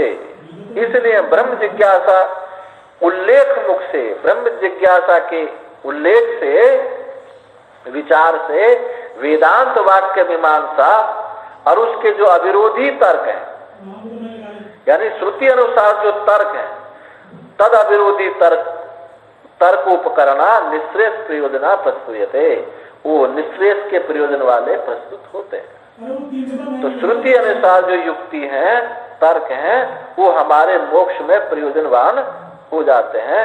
इस दृष्टि, इसीलिए हमको ब्रह्म विचार करना चाहिए। सबने मैं अस्तित्व को माना है, पर किसी ने कर्मेंद्रियों में लपेट लिया, किसी ने ज्ञानेंद्रिय में लपेट लिया, किसी ने मन से लपेट लिया, बुद्धि से लपेट लिया, किसी ने परोक्ष रूप में लपेट लिया। इन सब को हटाने के लिए वास्तव में हमको विचार करने की आवश्यकता है, ब्रह्म विचार। इसलिए ब्रह्म ये शास्त्र आरंभ करना चाहिए। ये पहला सूत्र हुआ, अर्थात तो ब्रह्म जिज्ञासा। अब दूसरे सूत्र पर विचार करते हैं, जन्माद्यस्य यतः। ये उपन्यास सबका है। हाँ, उल्लेख। हाँ,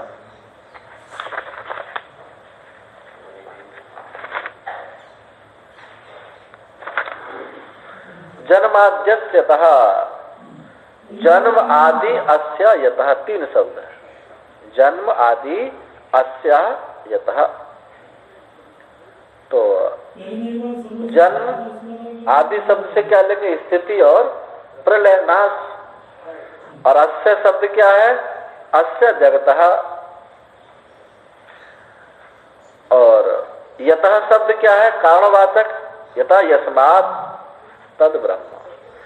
जगत के जो जन्म स्थिति नाश जिससे है वो ब्रह्म है। तो यहाँ संगति क्या हुई? हम अधिकरण पर ध्यान देख कर चलेंगे तो हमको भाष्य स्पष्ट सरल आ जाए, समझ में आ जाएगा। तो संगति क्या हुई? यहाँ आक्षेप संगति हुई। आक्षेप संगति क्या हुई? आक्षेप संगति जो पीछे बताया था, अर्थात तो ब्रह्म जिज्ञासा, उस ब्रह्म विचार करना चाहिए। तो ब्रह्म, वो ब्रह्म कैसा है? वो ब्रह्म कैसा? जन्माद्यस्यता से उस ब्रह्म का लक्षण बताया। तो दोनों का संबंध हुआ आक्षेपात्मक कि वो ब्रह्म कैसा है, अर्थात ऐसा है।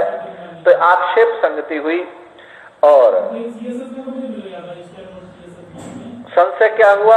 संशय इसमें क्या होगा वो भी विचार करेंगे। तो जगत की उत्पत्ति स्थिति लय जिससे होते हैं वो ब्रह्म है। संगति हुई आक्षेप संगति और संशय।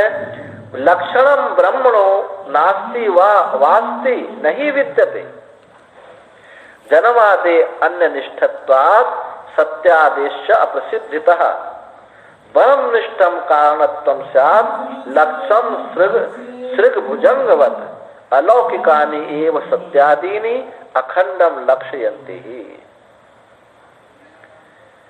लक्षणम ब्रह्म का लक्षण हो सकता है अथवा नहीं हो सकता। अब हाँ, तो अभी यही चल रहा है, क्योंकि ब्रह्म विचार करना चाहिए नहीं करना चाहिए। तो कहता ब्रह्म का लक्षण हो सकता है अथवा नहीं हो सकता, ये संदेह है। तो पूर्व पक्षी ने कहा कि भाई ब्रह्म का लक्षण नहीं हो सकता। क्यों नहीं हो सकता? जन्म आदि अन्य निष्ठत्व सत्यादेश प्रसिद्धता। जन्म आदि जगत के धर्म है, ये कोई ब्रह्म के धर्म नहीं है। जन्म आदि जगत के धर्म है, ब्रह्म से उनका क्या संबंध? और लोक प्रसिद्ध सत्य आदि भिन्न भिन्न अर्थों के वाचक है। सत्य, अज्ञान, अनंत जो है आनंद, ये अनंत, ये भिन्न भिन्न अर्थक है। ये भिन्न भिन्न अर्थक एक में हो नहीं सकते। तो जन्म आदि जगत के धर्म है, ब्रह्म से उनका कोई लेना देना है नहीं। और लोक प्रसिद्ध सत्य आदि भिन्न भिन्न अर्थों के वाचक हैं, उनसे भी अखंड ब्रह्म कैसे सिद्ध हो सकता है? जब अलग अलग भिन्न भिन्न अर्थ वाले वाचक हैं तो अखंडता ब्रह्म की कैसे हो सकती है? इसलिए ब्रह्म के ये लक्षण बनता ही नहीं। जब ब्रह्म का लक्षण नहीं बनता और बोध कैसा होगा? लक्षण प्रमाणाभ्याम सिद्धि। जब तक किसी का लक्षण ना हो, प्रमाण ना हो, लक्षण है प्रमाण नहीं है, नेत्र हमारे पास नहीं है, लक्षण तो आप जानते हैं तो भी घड़ा नहीं देख सकते। आंख है लेकिन लक्षण नहीं जानते तो भी बोध नहीं होगा। से लक्षण प्रमाणाभ्याम सिद्धि, लक्षण सिद्ध नहीं होता ब्रह्म का, इसलिए ब्रह्म विचार नहीं करना चाहिए। शास्त्र ये शास्त्र आरंभ ही नहीं होगा।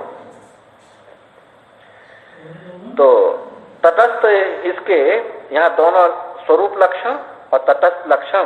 तो स्वरूप तटस्थ लक्षण क्या होता है? तद्भिन्ने सति तद्बोधकत्व, भिन्न रह करके उसका जो बोध कराए। अथवा ऐसे समझो, यावद लक्ष्य काल अनवस्थिते सति व्यावर्तकत्व, जो यावत काल लक्ष्य में रहे नहीं, कभी रहे कभी ना रहे, तो ये तटस्थ लक्षण। और स्वरूप लक्षण तो स्वरूपम सद व्यावर्तक, स्वरूप में रहता हुआ स्वरूप अन्य से व्यावर्तक करे। यानी लक्षण किसे कहते हैं? लक्षण तो यही हुआ कि सजातीय विजातीयभ्यो व्यावर्तकम लक्षणम। सजातीय विजातीय सबसे जो व्यावर्त करे वो लक्षण। अच्छा, विशेषण उपाधि ये भी कुछ मिलते जुलते हैं ना इनसे, तो इन्हीं को क्यों छोड़ो, इनको भी विचार कर। तो विशेषण क्या है? लक्षण तो सजातीय विजातीय सबसे व्यावर्त करता है, लेकिन विशेषण ऐसा नहीं। विशेषण तो सजातीय से ही व्यावर्त करता है। नीलोत्पलम, नीला कमल तो पीला हरा काले से ही व्यावर्त करेगा, लेकिन लक्षण सबसे व्यावर्त कराएगा। उपाधि, उपाधि भी उपहित के सन्निकट होती है, कभी रहती है कभी नहीं रहती है। जो तटस्थ लक्षण है वही उपाधि है। तो यहाँ इन्होंने कहा कि भाई लक्षण बनता ही नहीं है ब्रह्म का, ये पूर्व पक्षी हुआ।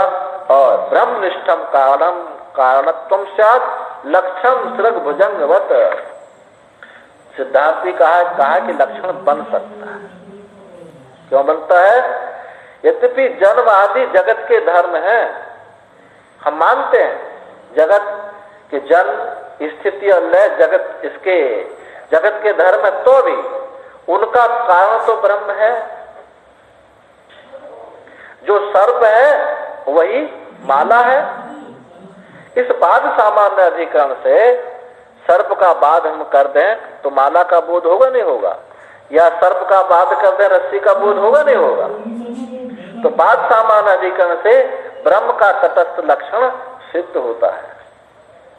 सत्यम ज्ञानम अनंतम आदि यद्यपि भिन्नार्थक हैं तो भी इनका सत्यम ज्ञानम अनंतम ब्रह्म एक सामान्य अधिकरण में है। हाँ, तटस्थ लक्षण इंद्रिय आदि, इंद्रिय बहिर्करण अंतःकरण तटस्थ लक्षण है। सत्यम ज्ञान आदि जो है ये भिन्नार्थक है तो भी ये ब्रह्म में इनका पर्यवसान है, क्योंकि एक सामान्य अधिकरण में है। एक सामान्य अधिकरण क्या होगा? जहां विभक्ति एक हो, शब्दों के अर्थ भिन्न भिन्न हो, तो होगा सामान्य अधिकरण। सामान्य अधिकरण भी दो माना जाए, मुख्य सामान्य अधिकरण और बाध सामान्य अधिकरण। तो बाध सामान्य अधिकरण में यम रज्जु दास नायम सर्प, ये सर्प नहीं है, ये तो बाध सामान्य अधिकरण होगा। और ये दराती, ये लोहे की दराती लोहा ही है, ये मुख्य सामान्य अधिकरण। तो यहाँ कहा कि ये भिन्न अर्थक होने पर भी एक ही ब्रह्म में पर्यवसान है, इसलिए लक्षण ब्रह्म का स्वरूप लक्षण बन सकता है। प्रत्यक्ष आदि प्रमाणों से प्रतीयमान जगत का अभिन्न निमित्तोपादान कारण ये ब्रह्म है। निमित्त कारण भी यही है और उपादान कारण भी यही है। ये ब्रह्म का लक्षण सिद्ध हो जाता है, इसलिए ब्रह्म विचार करना चाहिए।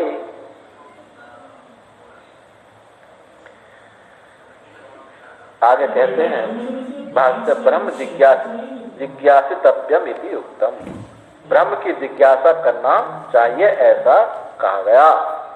तो किम लक्षणम किम लक्षणकम पुनः तद ब्रह्म इति आह भगवान सूत्रकार जन्माद्यस्य। तो वो ब्रह्म जो है किस लक्षण वाला है? तो भगवान सूत्रकार ने कहा जन्माद्यस्य, ये लक्षण ब्रह्म का है। तो इसमें संगति बताई, पूर्व पक्ष, संदेह, उत्तर पक्ष, और विषय नहीं बताया। विषय क्या है? विषय श्रुति कौन होगी इसकी? यतो वायुमानि भूतानि जायन्ते येन जातानि जीवन्ति यत् प्रियन्ति अभिसंविशन्ति तद ब्रह्म तद विजिज्ञासस्व। ये इसकी विषय श्रुति है। इस श्रुति पर ये मुकदमा चलने वाला इसी श्रुति के ऊपर, ये इसका विषय है। जन्माद्यस्य यतः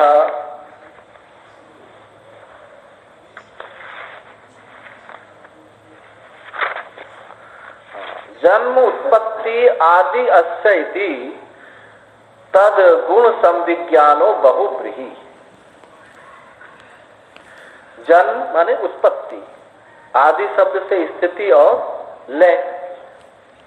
जन्म अर्थात उत्पत्ति, आदि जिनके हैं वे जन्म आदि, वो क्या है? तदगुण संविज्ञान बहुब्रीहि समास है। जन्म आदि जिसके हैं, जिनके हैं। अब ये तद गुण संविज्ञान बहुब्रीहि समास, ये दो प्रकार का समास है। एक है तदगुण संविज्ञान समास, एक अतदगुण संविज्ञान विज्ञान बहुब्रीहि समास। तो तदगुण संविज्ञान बहुब्रीहि समास क्या होता है? जिसके गुण के साथ साथ आना, जिसके गुण, किसी वस्तु को हम पकड़े तो वो उन गुणों को साथ साथ लेके आवे। और अतत गुण जो है, जो गुण उसके अलग रह जाए और वो आ जाए। तो जैसे लंब काणमानय, लंब काणमानय किसको बोलते हैं? लंबे कान जिसके, उसको लाओ, लंबे कान वाले को लाओ। उस गधा को, लंब का माने गधा बोला जाता है, गधा को लाओ। तो लंबे कान वाला जो है वो गधा, उसको ले आओ। तो जब गधा को लाएंगे कान उसके आएंगे नहीं आएंगे साथ? कान वहां तो नहीं रह जाएंगे। तो ऐसे ही यहाँ तदगुण संविज्ञान समास। तदगुण क्या है? जन्मादि यस्यः, जन्म स्थिति अल्लाह जिससे है, तो ये इस जगत के गुण से वो ब्रह्म का ग्रहण, गुण ब्रह्म ग्रहण हो रहा है, नहीं हो रहा?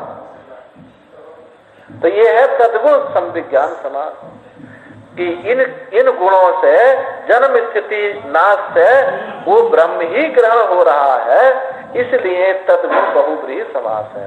अतद्गुण बहुब्रीहि समास जिसमें ये गुण नहीं आते,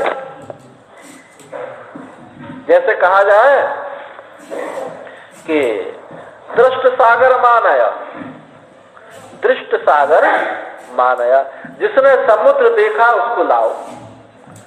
अब समुद्र तो वही रहेगा, वो आ जाएगा, तो ये अतद्गुण बहुब्रीहि समास हो।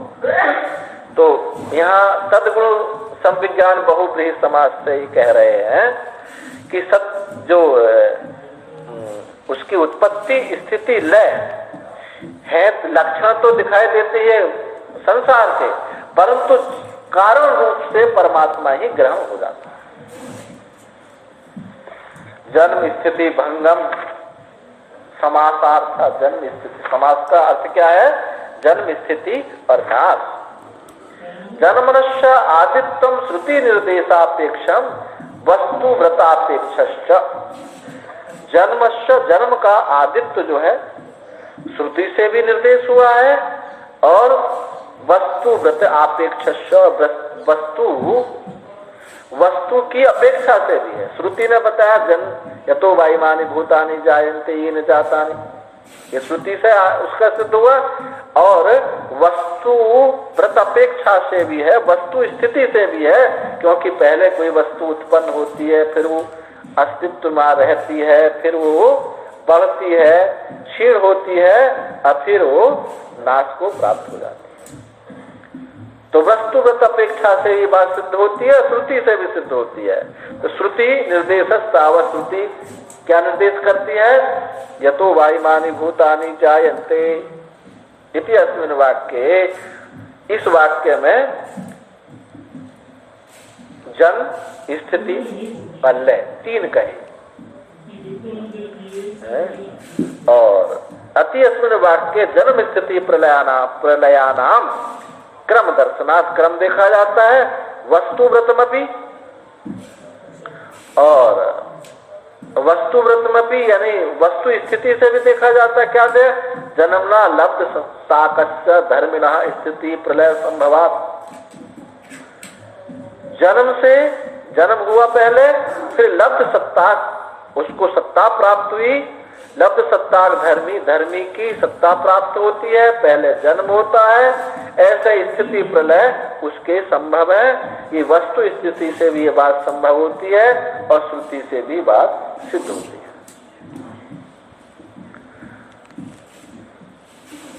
अस्य इति प्रत्यक्षादि सन्निधापितस्य धर्मिणा इदमा निर्देशः।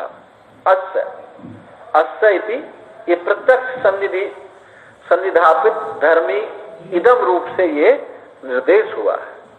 अस्य, इसमें जो प्रत्यक्ष अनुमान आदि से संवेदित जो धर्म है, धर्मी है, तो उसका यह इदम रूप से निर्देश हुआ। अस्य, इस प्रकार से इदम रूप से उसका निर्देश हुआ है। षष्ठी जन्म आदि धर्म संबंधनार्थ, और षष्ठी विभक्ति अस्य, अस्य ना, अस्य षष्ठी विभक्ति जन्म आदि धर्म संबंधी के लिए है। जन्म आदि धर्म संबंध के लिए षष्ठी का निर्देश हुआ है। और यतः शब्द किसके लिए निर्देश हुआ है? कारण के लिए। जन्माद्यस्य यतः ना, तो यतः शब्द क्या है? कारण को निर्देश करता है। अस्य शब्द जो है, जो षष्ठी है, धर्म संबंधी का निर्देश करती है।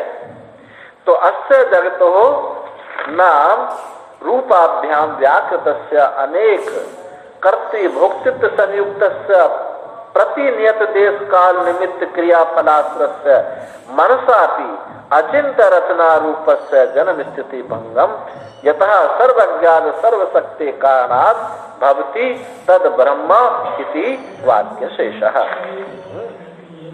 इस जगत के नाम रूप ये जगत नाम रूप से जो व्याकृत है, जो व्यक्त हो रहा है, अनेक कर्ता भोक्ताओं से संयुक्त है, प्रति देश नियत काल निमित्त क्रियाफल, ये नियत देश काल क्रियाफल को आश्रय किए हुआ है।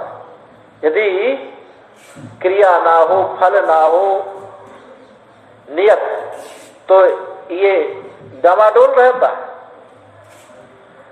तो ऐसे जगत का मन से भी चिंतन नहीं किया जा सकता। मनसा भी अचिंत रचना रूप से, मन के द्वारा चिंतन नहीं किया जा सकता।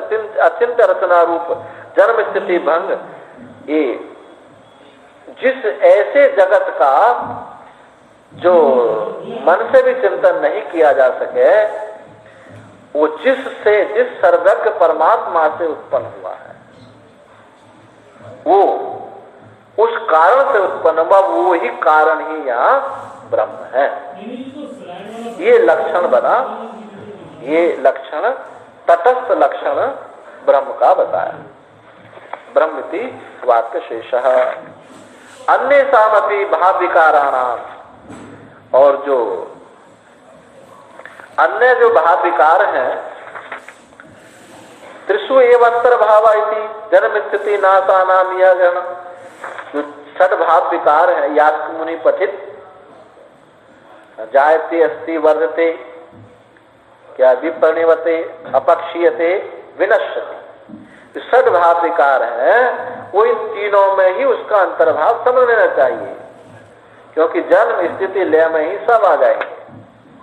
तो यास्क परिपठिता नाम तो जायते अस्ति इत्यादि नाम ग्रहणे तेषाम जगतः स्थिति काले संभाव्यमानत्वात् मूल कारणात् उत्पत्ति स्थिति नाशा जगतो न गृहीता स्यु इति आशंकित।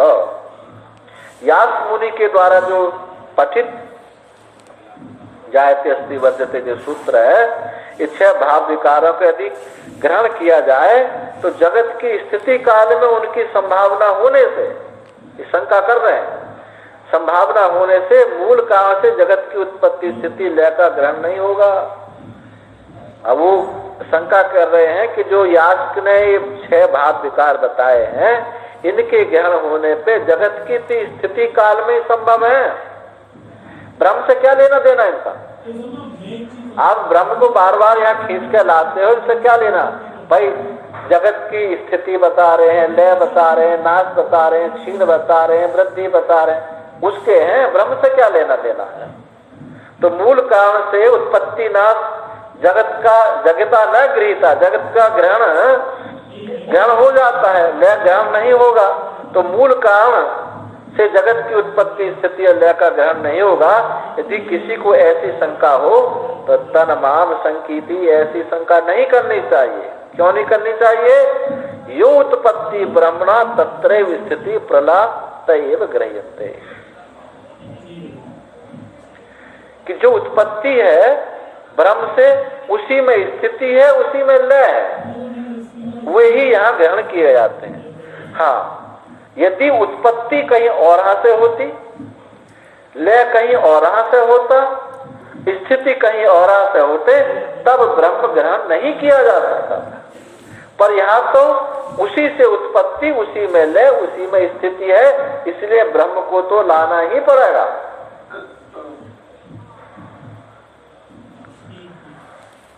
न यथोक्त विशेषण से जगतो यथोक्त विशेषण ईश्वरम मुक्त्वा अन्यतः प्रधानात् अचेतनात् अणुभ्यो अभावात् संसारिणो वा उत्पत्त्यादि संभावितुम शक्य। यदि ये अलग अलग इनके उत्पत्ति अलग से होती, स्थिति कहीं और होती, लय कहीं और होता, तब तो ये ब्रह्म को लाने की संभव नहीं था। परंतु यहाँ तो एक से ही है, स्थिति भी उसी से, लय भी उसी से, उत्पत्ति भी उसी से है, इसलिए ये तो आना ही है।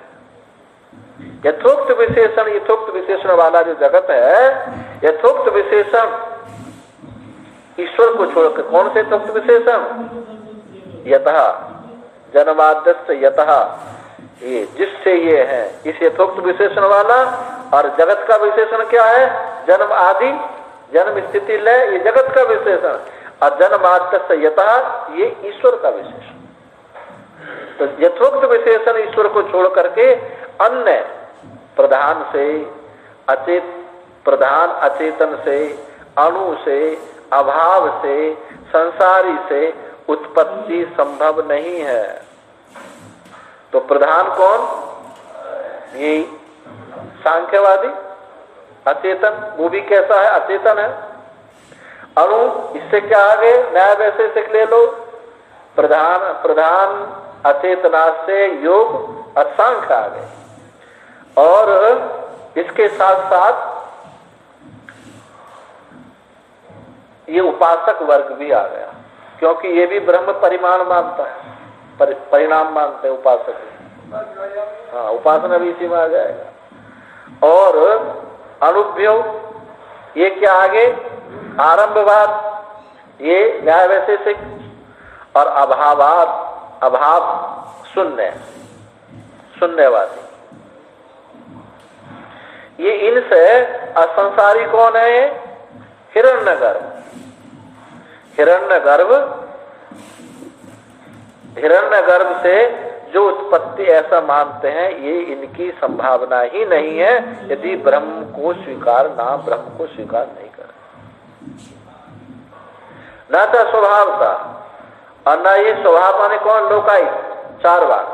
ये कैसे, किससे मानते हैं? चार भूतों से। इनके तो पांच भूत भी नहीं है, चार भूत। चार भूत कत्था चूना आदि जैसे मिलकर के पान जब खाते हैं तो ऐसे कहते हैं चार भूतों के मिलने से इसमें चेतना जागृत हो जाती है, चेतन हो जाता है। तो ये लोकायत स्वभाव से ये विशिष्ट देश काल निमित्ता नाम यह उपादानात्। तो जो कार्यार्थी पुरुष, जो चाहने वाला पुरुष है, वो विशेष देश काल निमित्त का ग्रहण किया जाता है। तो ये सब जो है, इतने सारे जो मत बताए, और भी बताते हैं कि एतदेव अनुमानम संसार व्यतिरिक्त ईश्वर अस्तित्व आदि साधनम मन्यन्ते ईश्वरकारिणः। और यही अनुमान करने वाले यानी कौन? नैयायिक वैशेषिक। संसारी ने जीव से व्यतिरिक्त ईश्वर के अस्तित्व को साधन मानते हुए मानते हैं कि ईश्वर ही जगत का रचयिता है। ठीक है, लेकिन निमित्त कारण तो है, उपादान कारण कहाँ है उनके पास? उपादान कारण तो अणु परमाणु को मानेंगे, अणु परमाणु भी नहीं मानते। वो होता है पारिमंडल को मानते हैं, अणु पारिमंडल। गुणों की संख्या त्रिशु, उनमें जो 3 पारिमंडल बना उसको संख्या को ये उपादान मानेंगे। तो वो लोग जो नैयायिक हैं, वो निमित्त काम का ईश्वर है, ठीक है, लेकिन उपादान काम तो अणु परमाणु है। जब अणु परमाणु अणु अलग हो गए, निमित्त अलग हो गए, तो इस जगत के जो श्रुति अद्वैत ब्रह्म का अद्वैत स्वरूप बताती सत्यम ज्ञानम अनंतम ब्रह्म, ये सिद्ध नहीं होगा। इसलिए ये मत भी उचित नहीं।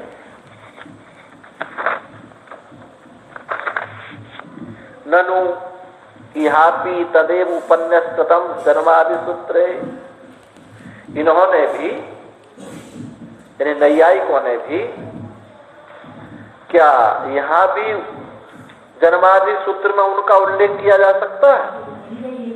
नैयायिकों का क्या क्योंकि उनका उल्लेख किया जा सकता है भाई, उनकी जन्म तो हो सकता है, स्थिति भी चलो मान लें, लेकिन लय कहाँ होगा?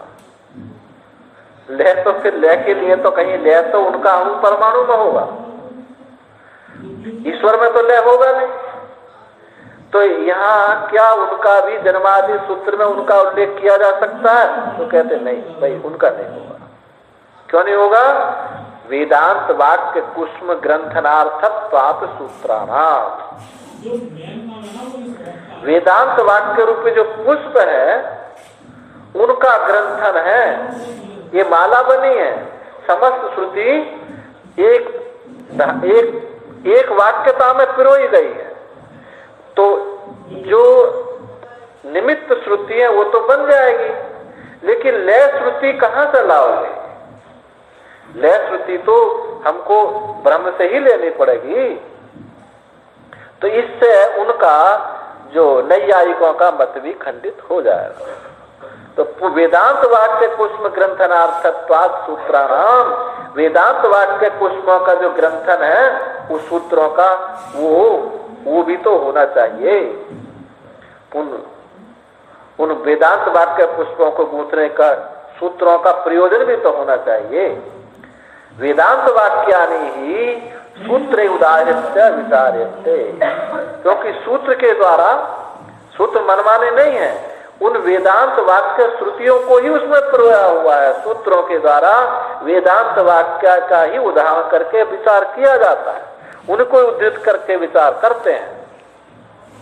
वाक्यार्थ विचार अध्यवसान निर्वृता ही ब्रह्म अवगति न अनुमानादि प्रमाणांतर निर्वृता। वाक्यार्थ विचारों का निश्चय से ही ये ब्रह्म अवगति निष्पन्न होती है। श्रुतियों पर विचार करके ही तो ब्रह्म अवगति निश्चय होती है। न अनुमानादि प्रमाणांतर निर्वृता, अनुमान आदि प्रमाणों के द्वारा ही निष्पन्न, केवल तर्क से नहीं होती। तर्का प्रतिष्ठा, तर्क की कोई प्रतिष्ठा नहीं है। श्रुति ही परम प्रमाण। सत्सु ही वेदांत वाक्येषु जगतो जन्मादि कारणवादीषु तदर्थ ग्रहण दृढ़ाय अनुमानमपि वेदांत वाक्य विरोधे प्रमाणम भवतः न निवार्यते। इन वेदांत वाक्यों के होने पर ही जगत के जन्मादि कारणवादी, जगत के जन्मादि कारणवादी इन वेदांत वाक्यों के होने पर ही उसके अर्थ की दृढ़ता से ग्रहण करने के लिए ही अनुमान को हम स्वीकार करते हैं। अनुमानमपि वेदांत वाक्य अविरोधी, वेदांत वाक्यों के अविरोधी जो अनुमान है उसको हम प्रमाण मानते हैं। यदि श्रुति से अनुमान का विरोध नहीं है तब तो अनुमान स्वीकार्य है। यदि श्रुति से अनुमान का विरोध है तो अनुमान ग्राह्य नहीं, न निवार्यते। यदि उसका हम निवारण नहीं करते तो श्रुति के वेदांत वाक्य के जो अविरोधी तर्क हैं उनका निवारण नहीं करते, उनको तो हम स्वीकार करते हैं। श्रुत्यैव सहायत्वेन तर्कस्य अभ्युपेतत्वा, क्योंकि श्रुति की सहायता रूप से तर्क को स्वीकार किया जाता है और हमको बल मिल जाता है। श्रुति को और बल मिल जाता है, ये श्रुति युक्ति और अनुभूति। तथा ही जैसे श्रोतव्यो मंतव्यो निधिध्यासितस्य, श्रोतव्य सुनना चाहिए, वो श्रोतव्य से श्रुति हो गई, और मंतव्य से क्या होगा? अनुमान हो गया, तर्क हो गया। इसी श्रुति और भी एक बात कही कि पंडितो मेधावी गांधारान एव उपसंपत्तेत एव इह आचार्यवान पुरुषो वेद इति च पुरुष बुद्धि सायात्मनो दर्शति। ये छांदोग्य की श्रुति है कि कोई चोर जो है एक आदमी को पकड़ लाए और पंडित वो जो है जंगल में छोड़ दिया, उसको आंख बंद करके लाए थे। अब उसको कुछ पता नहीं है। अब उसने पूछा लोगों से, क्योंकि पंडितों मेधावी, वो पंडित है, विद्वान है, उसने पूछा भाई हम फलाने गांव के रहने वाले थे, वो कहाँ है? तो उन्होंने कहा कि पूर्व दिशा में है, पहले ये आएगा फिर ये आएगा, और वो अपने गांधार देश को प्राप्त होगा। तो वही श्रुति यहाँ उद्धृत किया, पंडितों मेधावी गांधाराने व उपसंपत्तेत एवं यह आचार्यवान, ऐसा आचार्यवान पुरुष ही जानता है। यदि वो किसी से ना पूछता तो वो नहीं प्राप्त हो सकता गांधार देश को। तो श्रुति भी चाहिए, युक्ति भी चाहिए और इस श्रुति को बताने वाला गुरु भी चाहिए। आचार्यवान वेद पुरुषो वेदा, आचार्यवान ही पुरुष ये जानता है।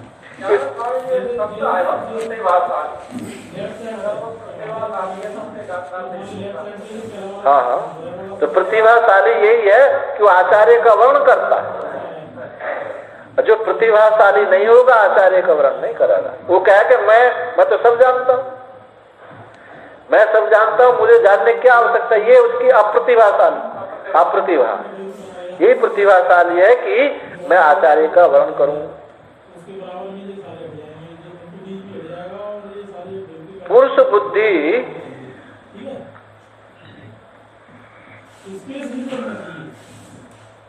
हाँ, पुरुष बुद्धि साही आत्मनो दर्शति।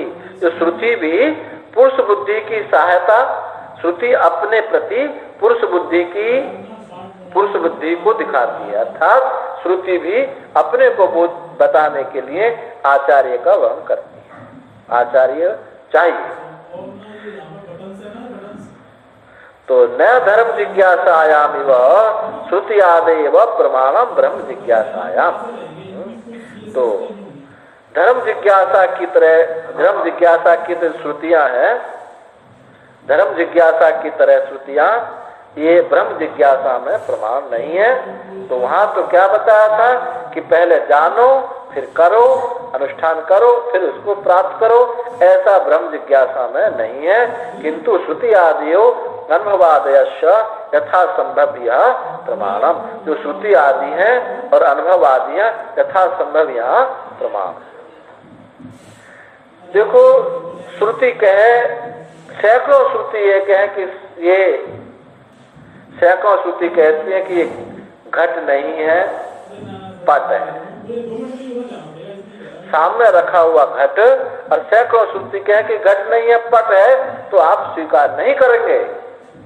क्योंकि यदि श्रुति अनुभव पर्यवसायी नहीं होती तो श्रुति भी प्रमाण नहीं हो सक पाएगी। तो श्रुति आदयो अनुभवादश्च, श्रुति आदि अनुभव आदि यथा संभव प्रमाण, यहाँ प्रमाण है। अनुभव भी हमको होना चाहिए। इसीलिए ये ब्रह्म विद्या जो है एक उधार लेने वाली वस्तु नहीं, ये दूर दराज देश की वस्तु नहीं। ये तो बिल्कुल सत्य फल आपको तुरंत, जैसे प्रत्यक्षावगमो धर्मम सुसुखम कर्तुम अप्य। साधन में, प्रत्यक्ष साधन में भी तत्काल उसको उस परम सुख का अनुभव होता है, और सिद्ध होने पर तो होता ही होता है। तो इस प्रकार से अनुभव अवसानत्वात् भूत वस्तु विषयत्वात् च ब्रह्म ज्ञानस्य। ये जो ब्रह्म ज्ञान है अनुभव पर्यवसान होने से और भूत वस्तु विषयत्वात्, सिद्ध वस्तु का शुद्ध वस्तु विषय होने से और अनुभव विषय होने से। सिद्ध वस्तु तो अनुभव पर्यवसायी ना हो और सिद्ध वस्तु हो तो वहां जैसे घड़ा है, सिद्ध वस्तु है, लेकिन अनुभव पर्यवसायी तो नहीं है। मैं घट हूं ऐसा तो अनुभव नहीं है। तो यहाँ दोनों अनुभव पर्यवसान भी होना चाहिए और वो सिद्ध भी होना चाहिए। सिद्ध मतलब साधन की गति भी नहीं होनी चाहिए। ऐसा जो तत्व है वो आपका मैं, इसी को बताने के लिए ब्रह्म विचार करना चाहिए। और यहीं तक रहने दें बनते हुए। ओम पूर्णमदः पूर्णमिदं पूर्णात् पूर्णमुदच्यते पूर्णस्य पूर्णमादाय पूर्णमेवावशिष्यते। सर्वे भवन्तु सुखिनः, सर्वे सन्तु निरामयाः, सर्वे भद्राणि पश्यन्तु